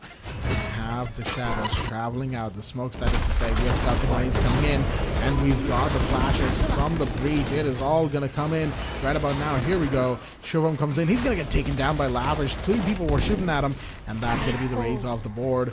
Shots fired right now. Someone is up on the upper area of the map. There we go. Hellboy and Gamerly getting 1 each, but Aman goes down to Abu on the other side, equalizing the man count situation. The bodies are once again very similar across both sides. You've got the Outlaw holding from the outside in. You've got Xeon as well holding the cross angle here. And here we have Hellboy going for the plant. No, not quite. Grenade goes out. That's going to deny the plant right now. Cypher peeks, and that was unfortunately not the play to make. Xeon takes out Gamer Bleak right now. 2v3, Hellboy and DPY, the last one standing, but they are still really good gunners here. Beautiful peek coming in. Xeon with 1 gets taken down. Hellboy, the last one standing. Doesn't get tracked, not just yet, but oh, there's the Outlaw. And there's the defusal coming in. Last Hope, well, they snuff out the last hope that, well, not the last hope, but one of the last hopes that Robot Aim had of winning that round. Now there is a chance for the side of Last Hope to actually close things off here and make it a 5-2. Yet again, you know, the first game was 5-1. Last game was 5-2 in the favor of Robot Aim. That was, of course. So this is a perfect way for them to get that revenge, get them the taste of their own medicine here. Robot Aim. Last Hope, can they close it up? They don't have any ultimates to work with. On the other hand, Hellboy does have the Nightfall to, you know, maybe make something of it. Abu will get his Nightfall as well with 1 point, and oh boy, that Gravnet will not get anyone. Did they hear DPY? No, they didn't. And Hellboy and Suwam, they all get 1 apiece, and all of a sudden, Robot Aim, they're done for the round. This round is over. There's no way they should be able to convert a 2v5, right? I mean, come on, definitely not. They have a lot of ultimates to work with as well, and I think LaFlame will be the one planting, so he needs that to showstopper, a big ultimate now. There's a really good chance that we could be, you know, in store a big, sudden death, I believe it is called, endgame, OT, whatever you want to call it. I think it's in store for us this time. I think finally, for the first time in the on the stream. Might just see something if Robot Aim is able to win 2 rounds in a row here. As we have once again, we've got Xion's position given away, tries to push, unfortunately gets taken out of the board, and Gamer Bleak and Hellboy will come in, getting those final 2 kills. EMP Kiddo falls, and Robot Aim, they are 1 round away from pushing everything into the end game here, into sudden death. I do believe that is the game mode that we might see if it is to be. You know, again, this round number 8 has to go their way. They have to win it. And we have seen before that Last Hope aren't exactly going to just lie down and let it happen. They are going to push hard. As the timer ticks down, you can see Juggy's got the operator ready. Abu has the LMG as well. They are absolutely ready to get in and get the push going. Juggy is also low on health. We've got the showstopper coming in. Is that going to do anything much? No, actually not quite. Juggy taking damage instead decides to pull back. Actually, the Flame was the one with the showstopper, I should say. Didn't get much out of it, or at least, yeah, hasn't been able to get much out of it just yet. We've got the Gravnet coming in from Lavish. That's not going to find Shubham right now. As Shubham is just in here waiting and ready to maybe catch a kill, maybe catch somebody back and retake, or whatever have you. Location is revealed from the Haunt from the defensive side. But not for too long. Shubham, there we go. That's the first kill, and Lavish will fall. Juggy coming around with the operator here. Abu getting a beautiful kill. We've got the Nightmare coming in, a counter Nightmare coming in as well. We've got so much happening right now between both sides. As Hellboy, Decayed and Marked, is not going to be afraid of this. He's still going to push up, trying to get what he can. There you go. Nightfall will end right there. The status effects no longer in play, but they still need to find a body. Xeon coming around the side here. Some waterfall. There we go. Juggy is going to get one. EMP Kiddo with another. Suddenly, things are not looking that good.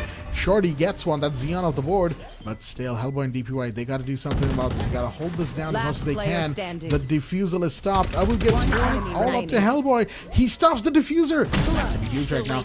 And oh my God. No way. Hellboy. What a play. The 1v2 at the end, just catching the players on the diffuse. Back to back to back. How do you lose that? They didn't have cover for each other. They were way too focused, tunnel visioned on the spike, and they simply did not check the ramp area of the site. Beautifully done. And my goodness, we are in a 4-4 situation, folks. So you know what that means. More rounds of Valorant here as we look at this little Lotus summoning circle that these teddy bears have going on. But still, it's a 4-4.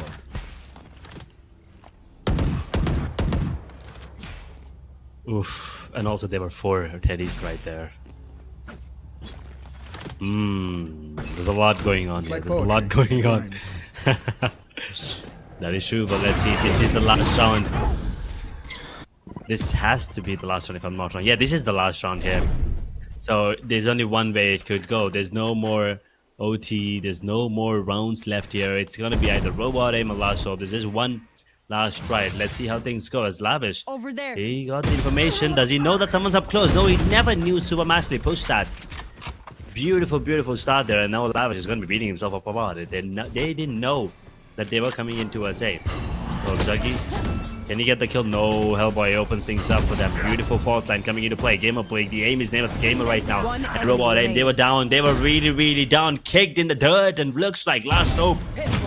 They could not capitalize, and well, Robot Aim, that is just brilliant.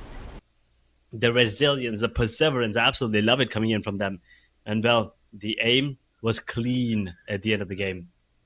At the end of the day as well. And Last Hope, well, ooh, now things are looking grim. It turned out to be a sunny day in the morning, but right now it's a bit gloomy for them. Robot Aim on the other side, looks like it's not always, it's not always rain and lightning, thunderstorm, whatever you want to call it. It looks like there is rainbow at the end. Rainbows and sunshine. They found the silver lining at the end of the storm between the clouds. Robot Aim 5-4. They win. Not only do they win Lotus and make it 2-1, mind you, they've also won the map picked by Last Hope. And you can tell that Last Hope was certainly hoping, pun intended, for this map to go their way. because it was a triple-sided map. We saw what happened in Haven, right? We saw what happened on map number 1. Map number 3, by all accounts, could have been theirs. It was a 3-1 on the half. Last hope. What happened? They lost 4 rounds in the second half to Robot Aim, especially 3 rounds in a row after round number 7. We're not sure what happened to them, folks. That is to say, last hope, but I don't think even they know either. As we have a look at the head-to-head at the end of the game, look at the overall stats and just how much they did for themselves. LaFlame 11-6 on the Rays. Of course, Hellboy bringing in the fade with 12-5. And that, of course, pretty much the difference maker, right? Because you look at the top 2 for both sides. 12-7 for EMP Kiddo, who really was firing off on all the rounds for Last Hope. But Juggy 6-6, Xeon 5-9, Abu 5-7, LaFlame 3-8. LaFlame sitting all the way down to the bottom. Not sure what happened to them this round, but it is what it is. And that's exactly what Last Hope are going to say, because guess what? They are on their Last Hope. This next map, if they are unable to take it, they will be out of the running for that top position here, and that 1 lakh INR might not actually end up going to them, folks. That's what's at stake here for them. They need this to go their way. They need this next map if they want to push it to map 5, if they want to have a chance, a last hope, if you will, of getting that first place. Let's see how things go now. We're going to Bind.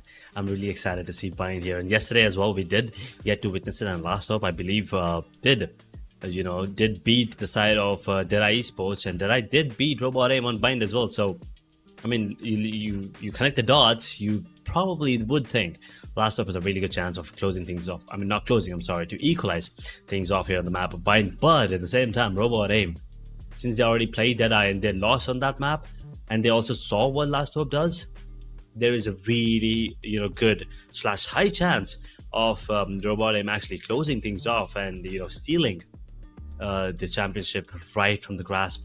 Because I feel like, if it felt like Last Hope, they already had one hand on that championship, metaphorically.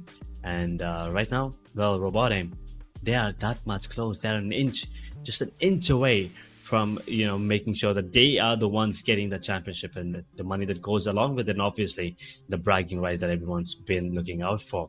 And what a way it would be for them if they actually do manage to come out on top. They were kicked down in the lower bracket, they went down, and by some miracle, by let's just say action of God, they are now in the grand finals and they are 2-1 leading, by the way. That is just I wouldn't call it a Cinderella story, but it's definitely a fairy tale.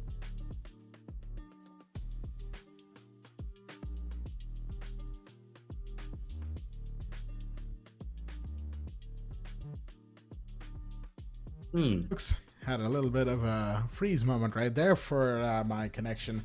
It's just one of those things, I live pretty much across the planet from where, the tournament is actually taking place. So you got to forgive me when things freeze up on my end. But, all things considered, I am back. And of course, we are getting ready for the map of Bind. And yeah, I gotta mirror your excitement here, Edge. Bind is gonna be definitely very, very interesting to see and commentate over because, again, like you said, here we have a team, Robot Aim, who by all accounts in a regular tournament would have been down and out in 3rd place by now, but because of whether you want to count it as a miracle, divine intervention even, or just plain old luck, they are here fighting for top spot, and you can see it in the way they've played so far. They are not going to give in. They are not going to let this slip away. They know that they have to get this to the best of their ability, and that's exactly what they are going to do. They are here to fight. They are here to win, and that's exactly what is happening right now. 2-1 up for them, and I gotta say, they are definitely looking like a team, and a team that's pretty much fighting for that top spot, right? I mean, we've said it before. 1 lakh INR is a lot of money at the end of the day, right? But it's also about the bragging rights. It's also about saying that, hey, we threw together this ragtag team. We are here. We just about made it to the lower bracket finals and still somehow made it to the upper bracket, to the grand finals, and we won. Imagine, that's kind of an insane story to tell your friends, exactly, in the future, right? So that's the kind of bragging rights we're talking about. That's the kind of fun we're talking about as well, because guess what? If they end up cementing themselves as a team to be feared, not just in Swiftplay, but in future matches as well, then that's going to play to their strengths, right? Because what happens when say you and a bunch of friends make a team, and then one of your matches is against a top tier team? There's that doubt, there's that paranoia, there is that creeping moment of it's like, are we really cut out for this, right? And should the side of Robot Aim actually manage to prove that happening for themselves as well, guess what? Any future teams who go up against them will be like, wait a minute, this is Robot Aim, they won the last grand finals. Oh, okay.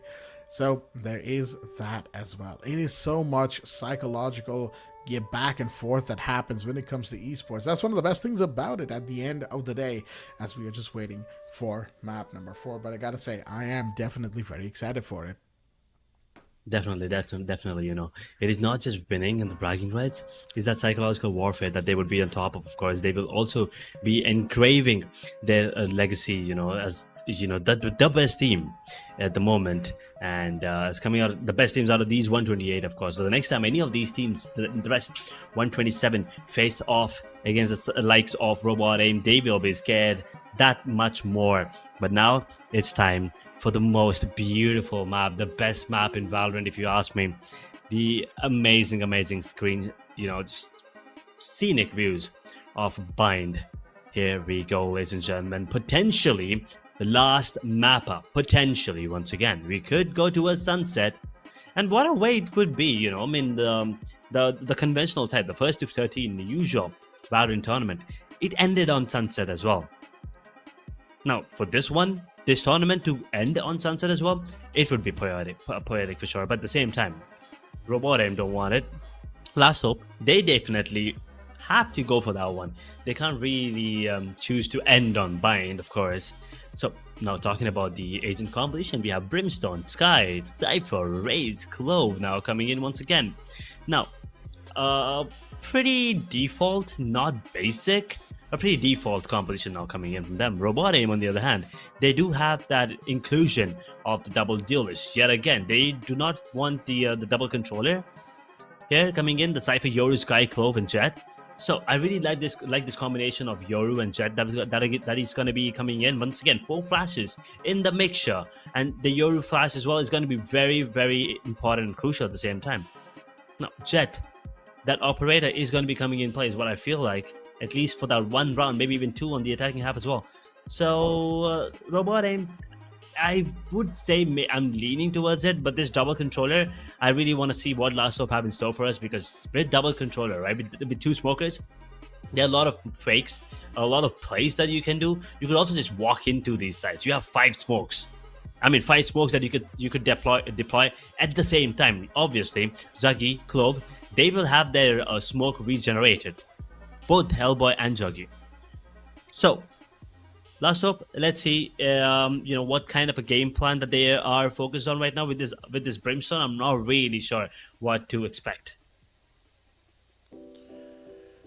All right, Brimstone being brought into play here. Last Hope. We've seen this before as well. Bind certainly seems to be a map where Brimstone can be favored a little bit. The Cypher coming in from Xeon as well, of course, the agent most known for control, but of course is a sentinel at the end of the day. You've got ways to make space with, of course, the cage, and of course you've got the cameras coming in to get oversight over the entire map, or at least the part of the map that the cameras can see. So overall, just a good agent to have on hand, and at the same time you can get those tripwires to really mess up people. And of course, guess what? That ultimate neural theft is so very good, especially in a game mode like Swiftplay. So with all that said, folks, we're going to be going right into round number 1. Pistol rounds coming in, and we only have the one sheriff, that one being from LaFlame, playing on the Yoru.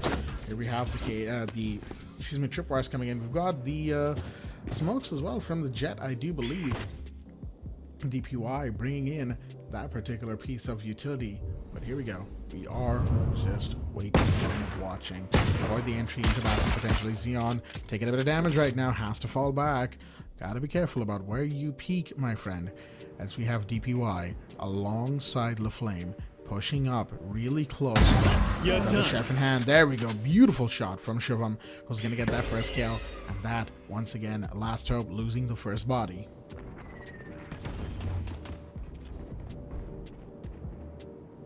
For V5 situation right now, Xeon already dropped robot aim. They have a lot going in, you know, for them at this point.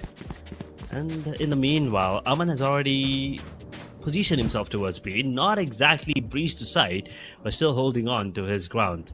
And they're making their way towards B right now. The defenders, they understand that this is a play towards B as well. Build their TP at the last second. You never really know, as Yoru is still holding on. The flash is not going to be of any use, as the smoke is really, really good though coming in. But the defenders have already grouped up towards hookah. Spike planted. Oh boy, this is not going to be an easy round for the side of Robot Aim. Yes, they have the man advantage, but it's still not going to be an easy one for sure, because they have to worry about CT as well. But guess what? There's no one coming into a CT. Everyone's coming in flank. Full flank here. Shots fired towards boxes, but that's not going to find anybody. Here we have the Molly coming in for the push in. Kiddo finds one and finds two, actually. Abu with another. Abu falls. Lavish falls as well. It's all down to MP Kiddo in the 1v2 situation right now. We have shots about to be fired. He's trying to get something going, but no. Hellboy comes around, shuts him down, and that is going to be the side of Robot Aim taking their first round. As we had that great shot coming in from Hellboy, playing the Clove right there. They were able to get a good shot going, good overall positioning as well, and we have ourselves right now the first round for Robot Aim, continuing their streak from the previous map. 4 more rounds and they could actually be the ones coming out on top. Last hope, they need something going on. They need something to go in their favor. Robot Aim right now, 4 rounds is all that it would take for them to close things off here in this tournament and to, you know, have their legacy engraved, as I said. But right now the play is going to be slow. The play is going to be taking their time. They're not going to go in quick this time around. They're really playing a lot of strength right now. And Lavish getting blinded right there, but also blinding DPY, getting that kill. Grenade goes out, and Zodo's going to get away just in time. LaFlame, that is. Hellboy's pushing up just to support their teammate here, Gamer Bleak. And we have Shivam coming in as right now. A little bit of a pause. They're waiting for a clear, potentially speaking. As here we have Shivam coming in, but he doesn't know where EMP Kiddo is, and that's going to be another down and kill, so to speak, for Last Hope's attack here. Kiddo with another Hellboy to fall, and Gamer Bleak falls as well. I'm on the last one standing. Never mind. Juggy comes around, gets that kill, and guess what? A flawless round goes the way of Last Hope, taking round 2 and putting themselves on the board. Another habit of Robot Aim that they actually need to get rid of is losing that anti-eco. Not exactly an anti-eco, but still losing the fight to a lower, you know, weapon. Lower weapons, they're just weaker weapons, I'm sorry. I wouldn't want to call them lower weapons. I don't want to be that discriminative now, do I? Anyway, EMP Kiddo, he already has that showstopper now coming into play. They have to be really cautious. And Abu, I really love this second controller, what he's doing here. He does have that Odin in the mixture as well, but at the same time, he is gonna be going in for the smoke pretty early into the round. You know, he's showing his presence on towards B, or towards A, I'm sorry. And then he is immediately repositioning himself and playing really, really safe. He's also making sure that he saves at least one smoke so that he can have that towards that retake situation while using Clove's smoke, because they do regenerate at the end of the day. And now Juggy, they're trying to make a play towards A. Showstopper will not be taking down anyone. The damage will not be dealt as well. A 4v4 situation, Xeon and LaFlame both hit the ground, but the attackers now making their way towards B, as Abu is the only line of defense there, and he will get the kill onto Hellboy. Opening 1 more head. A 3v4 situation, and the plant is going to be inevitable though. There's a great shot by Abu right there, but of course the spike has been put on the floor, which means it's now a retake situation once again. That's the flash coming in. The Hawk from Lavish, or actually from Gamerbleak, I should say. But guess what? Lavish was found on the long flank right there. Beautiful shot from Armand coming in to get that. More shots fired, and Abu's gonna find DPY. That's a good kill in the other side. EMP Kiddo with one, and Juggy with another. That's all the attackers taken off the board. And guess what? The defenders, that is to say, Last Hope, they will be the ones to take their second round, putting themselves in the lead right now. And that's not a good position to be in if you are Robot Aim, just losing too many gunfights, giving away too much position to the attack. And ultimately, once that spike got on the floor, well, guess what? There's only so much you can do after that. Definitely, I mean, you know, you're against the clock. That is something you need to keep in mind. The post-man positions was not really that good, especially considering the fact that they were a man down as well. So Robot Aim, they need to come up with something different now. The last round in the first half, again, Abu utilizing that smoke towards A, and this time I think it is going to be a fast A-shot push coming in. Oh boy, he's in a great spot. He will get himself a double before going to use that not dead yet. Will he get more? He will actually somehow manage to get another one. In the meanwhile, Orbital Strike is going to be used. Another one is the only one standing now in a 1v5, and well, he's going to get taken down. Juggy, doesn't matter if he's not on the Ray now, he's even on the Clove. He makes it work. Another quad to close things off. It's 3-1 now. Looks like Sunset is going to be on the cards. Sunset might actually end up being on the cards here, folks. 3-1 to Last Hope. But let's not get too far ahead of ourselves, because going back to the last map, going back to Lotus, it was also 3-1 on that half for them. Were they on the defense? No, they were not. They were on the attack, moving into defense in the second half. This time it's the opposite. They are they were defense, now moving into attack on the second half. So they could certainly pull this out of the bag, pull pretty much a rabbit out of the hat for themselves here, and they certainly need to at this moment. Potentially shots fired towards B-Link. Yes, there is. And of course, gotta fall back. You don't want to over-aggress. You don't want to get caught out where you really don't need to be, as we have ourselves a little bit of a pullback.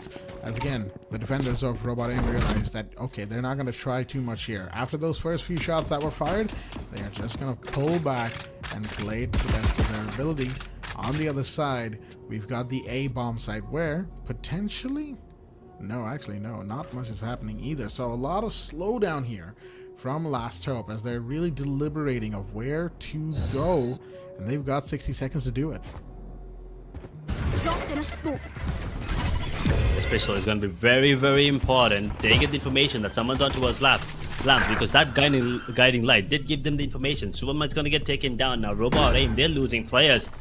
Last Hope, looks like they are going to be converting this one nevertheless, and they could actually close out the map as well. They're playing on lineups here. Kill Tuzad, he does have the Molotov that goes with it. Juggy, oh, good retake. I mean, good start of the retake at least. Sorry. Juggy, he ran out of pick me up. Did he? No, he just actually got it on Hellboy. Juggy gets a kill on DPY. Now in the 3v4. Scratch that and make it a 2v4. John might get taken down. No, actually, still making it well with no points of health. He's still landing headshots, and Hellboy gets a kill on the Juggy. Immediately gets traded out by Kill Tuzad. That's 4-1. And Last Hope looks like they are taking us to Sunset, as this is gonna be match point. Another map point for the side of Last Hope. It's not over yet. Robot Aim, they were so close, yet so far now. Map point to Last Hope. 4-1 is the scoreline in their favor, and they are certainly not going to give it up here, not at all. We've got ourselves, we've got ourselves a round 6 situation, as we've got the Outlaw in play. Lavish has that dangerous gun coming in.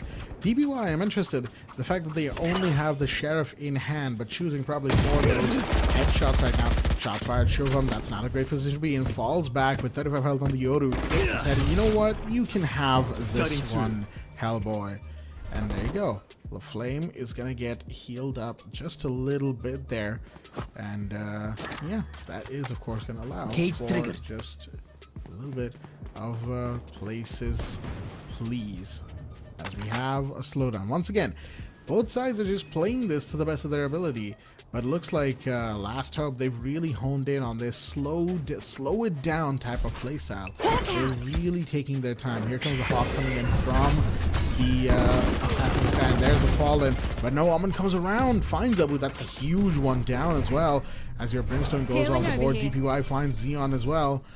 Here's the heal potentially from Lavish. And that's going to allow Juggy a little bit of health back. Here comes the Scout as well, but that's going to be shot 30 off. seconds left. No, it Scout hasn't been destroyed. shot off. It's going to find potentially the position of the Cypher. They're playing deep inside of the tunnels area. Shubham gets one, Juggy to fall, and now Lavish falls as well. Kiddo finds one, can't find one more. And Robot Aim will manage to put their second round on board. It took a lot of struggle, but they're not out of it yet. They're definitely not out of it. Is that a twist in the tail? That's what I'm hoping for. I'm hoping for a very weird comeback for this from the side of Robot Aim. Maybe they could take us into that sudden death. I don't mind going to Sunset, but I just don't want Bind to end anytime soon, to be honest. And once again, folks, if you have not listened to Eco, you should definitely go listen to it. I mean, I have to admit, Riot make some bangers. Not just music, even the video is just too good. But yes, another thing that's too good is the play coming in from Last Hope up until now. But let's see, Robot Aim, maybe they have something different in store for us this time around. As the initiators, they get a lot of information here. Juggy, the showstopper actually will be... No, that's just a satchel then, I'm sorry. Coming in. The EMP Kiddo, still surviving. A 4 versus 3 situation here.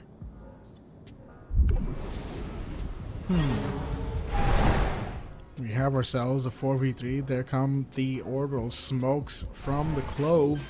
And that, of course, is going to allow Lavish to go for the plant. This could be huge right now, the 3v4, but it is a really good situation. As we push through the smoke, DPY is going to get one. That's EMP Kiddo off the board. That's a 2v4. Shots fired. There we go. Hellboy to fall. That's one. That's two. Amun gone. One enemy remaining. And suddenly, it's a 1v2 all down to Abu. He needs to get one. Trying. This Brimstone really is. Flash goes out, but DPY will be the one to take that kill. Robot Aim, they are not done, not by a long shot, as they take round number 7 and put themselves up on a 3-4. That round deficit, it's so very short right now. One round is all they need. But at the same time, Last Hope, they also just need one round. So it could actually go either way, and well, Robot Aim, they have something better. They have the big boy out now, the Love Flame Operator coming in. Game Oblique, the Odin is going to be coming out as well. So this is going to be an important one. Where is the Operator going to be placed? It's going to be posted to a shower, so it's not going to be in action for quite a bit. But the Sky will get the information onto us be long. But there are a lot of players here, or at least one that is, of course. The blind is good. Yoru, does he make a move here? Oh, he does actually come. Oh boy, oh boy. The Operator actually got that kill. I thought it was the Odin, but now Juggy immediately with the not dead yet. Will he be tagged up? Game Oblique, let's see as the ultimate now comes out from the sky. The Seekers are out. And look at Juggy, man, he's already on the side. He will get the skill onto Yoru as well, but in the meanwhile, Aman does manage to get himself a double. Out of nowhere, it's just really tagged up as a 3v2 as a Neil Theft comes in. They get the information, the Cavis is beautiful. DPY gets a kill on the Xeon. Trader sits out yet again with the man advantage now. Robot Aim, they're doing a lot, but it's just not enough yet. Juggy has to be careful here. The tags could be deadly. The medal does not hit. They gotta get this. Oh, dear. DPY pushing it too aggressively. Amun gets the third. Amun gets the fourth, coming around the side. Beautifully done inside the B site. Despite the orbital strike, it won't matter. Robot Aim, they're not done. It's gonna become now a 4-4 situation with Amun getting the defuse down with the 4K as well. Beautifully played by that player just shutting everyone down left and right. And that neural theft as well, just so important in that last moment, giving themselves not only the intel but the position of every single player. That's exactly why Aman was able to get away with that, right? DPY, we might, take a second to criticize why the Jet decided to push in that aggressively with the dash, but that also was, at the end of the day, a blessing in disguise, because guess what?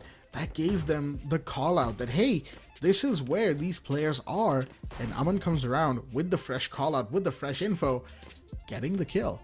So that, again, coordination, communication, robot aim, bringing it back as we now have the final possible round of Swiftplay between these two teams. Last Hope once again pushed back into their last hope. Ooh, let's see if we will be witnessing sunset after all. Yes, no. But for now, we're taking it slow. The Trailblazer immediately taken down. Game Oblique opens things up yet again. Juggy gets taken down, but they don't have to worry. They do have a second controller to work with.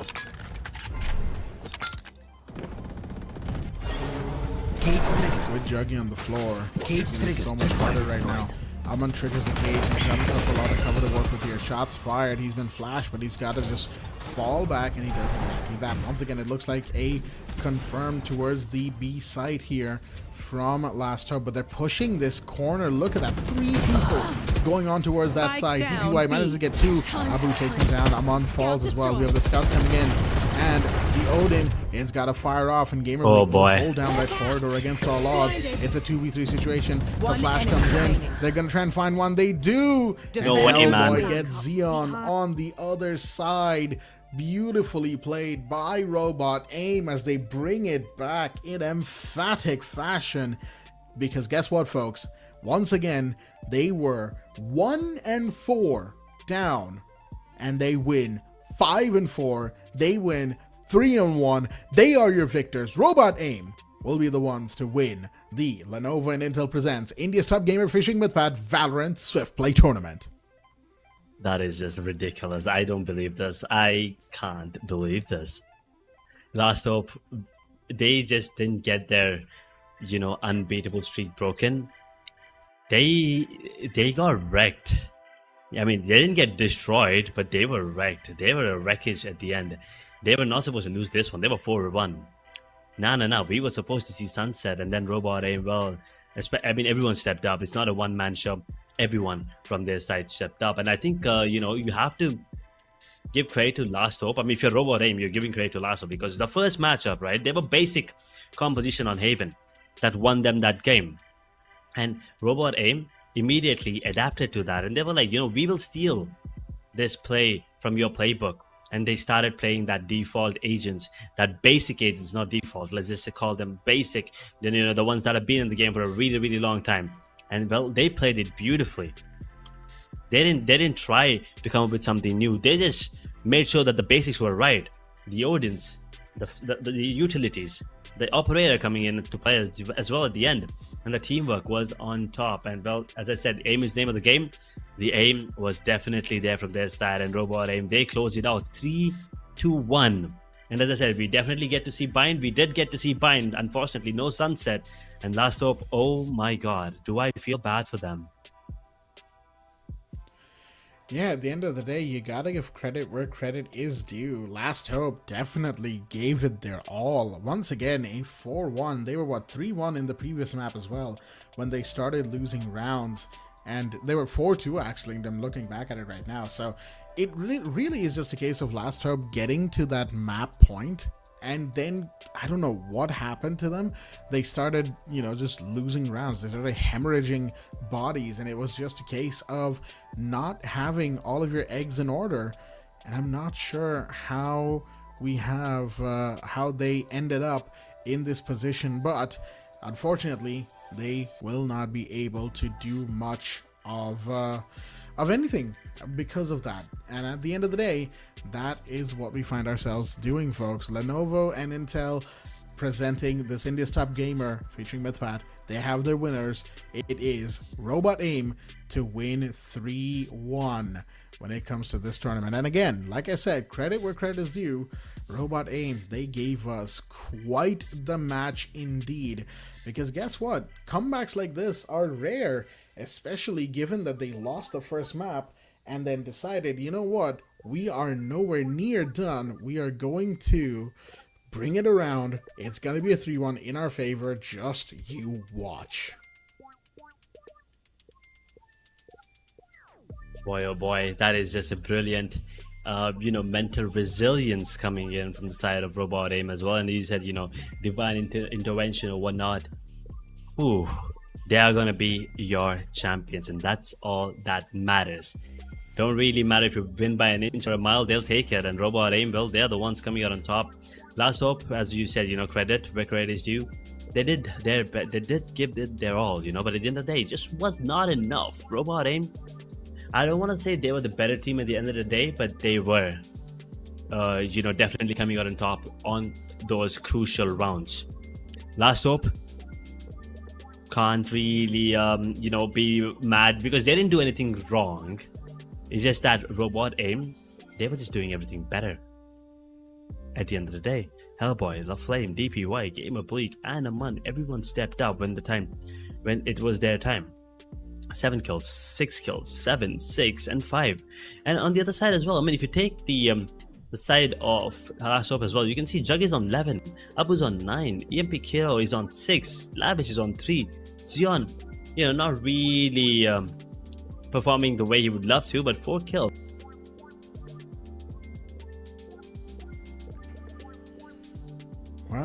Well, we have ourselves what a head-to-head between these two teams. Spectacular all around, really. Like, you can see Last Hope being a little bit more top-heavy because of Juggy going double digits, 11 and 8, and 9 and 5 to Abu, 6 and 6 to EMP Kiddo. But at the same time, Robot Aim, they are a lot more equal between both sides, right? Between all of their players. And that, of course, really kind of shows you the difference between the two teams, and that is exactly what we got to see right there. I do believe we will have a little bit of something happening in just a moment, in just a minute here, folks. But I believe Edge, you there? You good, buddy? I don't know. He looks like he might be frozen. Until we get him back, folks, we're just waiting on a little bit of confirmation. There we go. He's back. There we go. But the thing apologies. that I was, yeah. But of course, with all that said, we are waiting on a little bit of confirmation of a certain special something here at the Swiftplay tournament, which is, of course, going to be, guess what, a little interview, I believe, for one of the winning team's players. And we'll get to that in just a hot minute here as we get everything set up. There we go. Edge, you good? Looks like my internet's acting up. I'm not really sure what's happening here because I'm not losing anything, but I'm just freezing and being disconnected and reconnected every 5 seconds. Hopefully it doesn't happen again. Oof, am I there? Am I still here? Yeah, I'm here. Yep. I'm just kidding. There we go. Well, hopefully, we will wait for the for the interview now coming in from the champions. We have to see who exactly is going to be the one joining us, but it's definitely going to be one of the players from the side of Robot Aim. And well, if it was your call, who would you like to talk to? Oh, that is such a good question. I'll tell you what. I think given that, the last map was so hot for them, Juggy would probably be one of the players that I would like to talk to, right? All things considered. But at the same time, that's not necessarily, my call to make per se, because we have ourselves an interview. I think maybe, La Flame could also be someone that I could see myself getting familiar with, as they say, I don't know. Could be Aman, could be Gamer Bleak as well. Actually, Gamer Bleak would be pretty fun. I would like to potentially ask them what the whole idea behind Gamer Bleak even is, right? Like that's such an interesting name to me, or it's either that or La Flame, but we'll just have to wait and see who it's going to be. It is definitely going to be one of them for sure. And I mean, I think there's a slight delay in picking up. I'm pretty sure they're already out, enjoying their victory here. This was one of those moments where you didn't expect a team to even be in the grand final. I mean, your slot was not even there. Technically, like 3 hours ago, you were not even in the grand finals, and all of a sudden, you are the grand champions. Now, that is something I would like to ask them. Like, what does this mean to the team, and how do they feel? Like, come on, this has to be. You must be feeling like there is, that blessing over you, and that shower of blessings, of course, coming in from everyone. But yeah, as I said, I mean, I would also like to talk to the side of Last Hope as well, as a matter of fact, because I want to see what's going on in their, in their heads. As a matter of fact, like, are you okay? Are you okay, little bro? But yeah, at the end of the day, it is gonna be them not to make. I mean, yeah, we see Gecko. We see Gecko. That's just a reference to Gecko. But yes, we could potentially be talking to Game of Bleak. I believe is going to be the one coming up. But let's see. Let's see. I mean, I already have a couple of questions in head, of course. But once again, congratulations to them. And what a game, right? I mean, we did not get to see map number 5, but I'm pretty sure. I mean, I was not. I'm pretty sure you are not, and I'm pretty sure the audience is not disappointed as well. Yeah, no, I can't say that I would be disappointed with this particular matchup because there's no reason to be. Both teams gave it their all. They gave it every single ounce of blood, sweat, and tears that they could possibly get. I know that's a little bit hyperbolic, but you get what I mean, right? They gave it their all, and they will walk away very satisfied, I do believe so, with their results here today. And if that is the case, if that ends up being the the takeaway from it, then that is amazing, because that's exactly what it should be. The takeaway here should be that they won a beautiful game of Valorant play between two teams that were very, at the end of the day, evenly matched, as it turns out, right? Because I don't think any of us would have expected the kind of closeness that this game ended up having, and that is the biggest switch up at the end of the day. Should something have changed between the two of them? Maybe, maybe not, who knows? Maybe this was supposed to be the grand finals destined to be, and Deadeye Esports dropping out gave us a better game than we were originally going to see. Because again, going back to a more concrete head-to-head, Deadeye Esports did actually end up losing 2-0 to Last Hope in the BO3 that they did fight in the upper bracket finals, or semifinal 1 if that is what you want to call it. Point notwithstanding, they fought very recently, and Deadeye Esports, well, they could not get that Deadeye, right? They were completely shut down, left, right, and center, and they won against, robot aim, yes. However, we see now that chain scaling like that didn't really work out. The power scaling, and the power scaling community loves to call it chain scaling, because the chain of events is what you're power scaling off of, right? And that's what we were doing as well. Robot aim lost to Deadeye, who lost to Last Hope. So therefore, Robot aim might lose to Last Hope. That's what a lot of people were probably thinking. But guess what? The exact opposite happened. And not only that, not only was it a close game, yes, but we didn't even go to map 5. Sunset didn't even come up in the it came up in the conversation, I won't lie, but it didn't come up in the actual played map. So all things considered, would I say I'm disappointed? The only disappointment was that there wasn't more of this game. That's where I'll leave it. Definitely. I mean, we will have to wait, of course. And as we were talking, Deadeye not showing up. I think if you any of you guys want to make sure that you don't have any issues and you are, you could join in the game from anywhere, I think you guys should check out the new Legion Pro 7i. I mean, you could see it right there, I believe. Yeah, right there.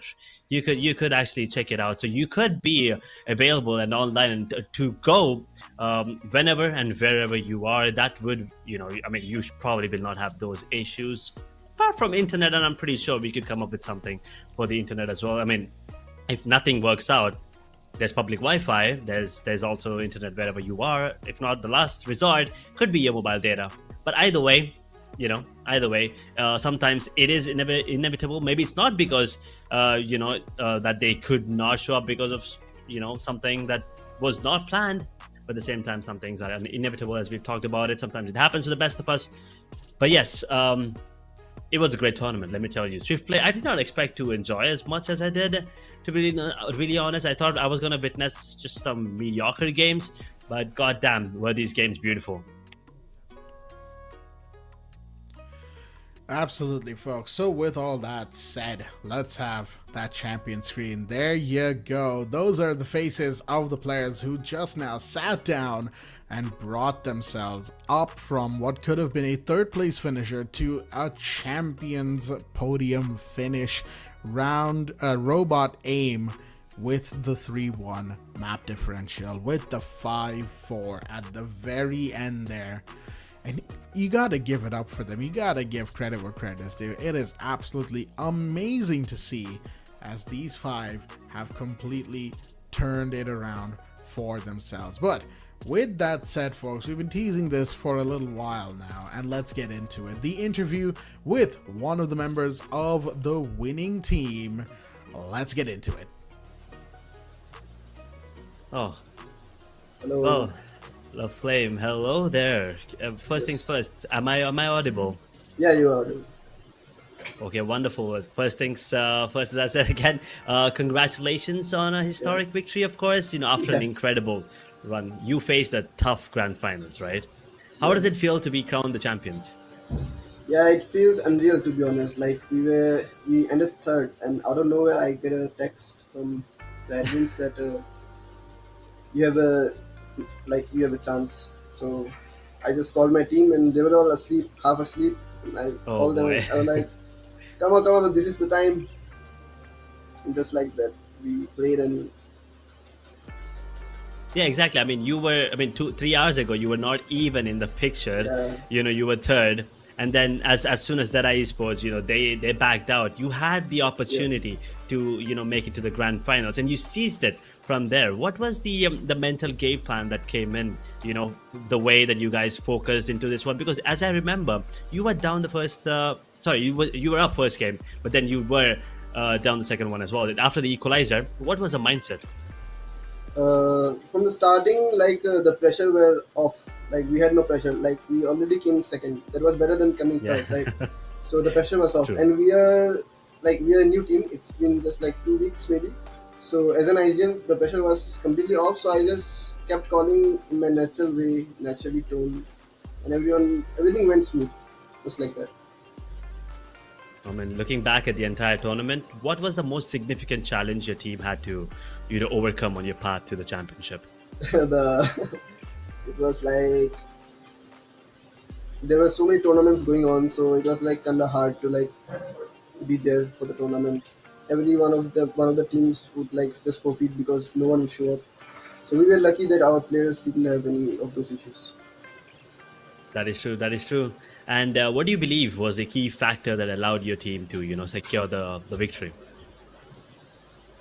Did I not showing up? I was waiting for it. I was waiting when we were gonna go there, But yeah, I think that had to be a key factor, of course. But apart from that, just in your team, what do you think is a key factor? We tried different comps earlier. I was the duelist and the IGL. So this time I thought I'll play secondary duelist or maybe sit for the cipher and start calling. So that was my significant change for this. Oh, well, that is important, and it worked out for you. This is a huge moment for your team. What does this championship, title mean for your future goals and your journey in Valorant Esports? Yeah, it will be a big part in one of my achievements for sure. And it was a great tournament. The admins were nice, and all everything went smooth. There was no delay at all. Well, that brings me to my next, and I will not keep you here for longer. But my last question: so, how would you describe your experience throughout this tournament? Yeah, just as I said, the admins, everyone was professional. The casters, everything, it went smooth. So we were really happy and lucky to be here. Well, that's very well said. Anything you want to say to the fans, to the supporters, to your just people that have been watching and absolutely loving the way you play, by the way. Yeah, thank you for watching. And there was some giveaway going on, right? I'm sorry? There was a giveaway going on, right? Giveaway or something. I don't know. I believe so, but I'm not really in touch with So it. I would just have shout to out to confirm them. that one. But yeah, well, that's it. Thank you so much, Love Flame. That was Love Flame from the championship team, Robot Aim, who miraculously made their way back into the grand finals. And they were, once again, thank you so much, Love Flame, for dropping by. Congratulations, you can have the rest of the day off. I'm pretty sure you're going to be having a party after this. But yes, I would love to have Blackjack back on the screen, and there you are. Well, anyway, that was Love Flame once again. As you said, he was the one gelling and the experience coming in. And as I said, their main obstacle was Dead Eye Esports. And them not being in the grand final, they just had one, obstacle, and it was out of the way, and then they were unstoppable. Yeah, gotta give credit where credit is due, but that, folks, is also going to be the end of this particular Valorant Swiftplay tournament here at Lenovo and Intel Presents India's Top Gamer featuring Mythpat. I've been your host, Blackjack. Joining me has been my beautiful co-host, Edge, and of course, big shout-outs to all the admins and back-end production that have made this possible, giving us those beautiful cinematics, beautiful kill cams, and instant replays, and all the like. And once again, don't forget to check out the new Legion Pro 7i. You can see all the details right here on the screen. It'll still be here on the end screen as well. But with that said, we're going to be wrapping up here tonight, and of course, we'll be back with more esports very, very soon. So once again, remember to join the Discord, probably links in the pinned comment and descriptions down below, and we'll see you very, very soon indeed. Until then, stay tuned, and good night.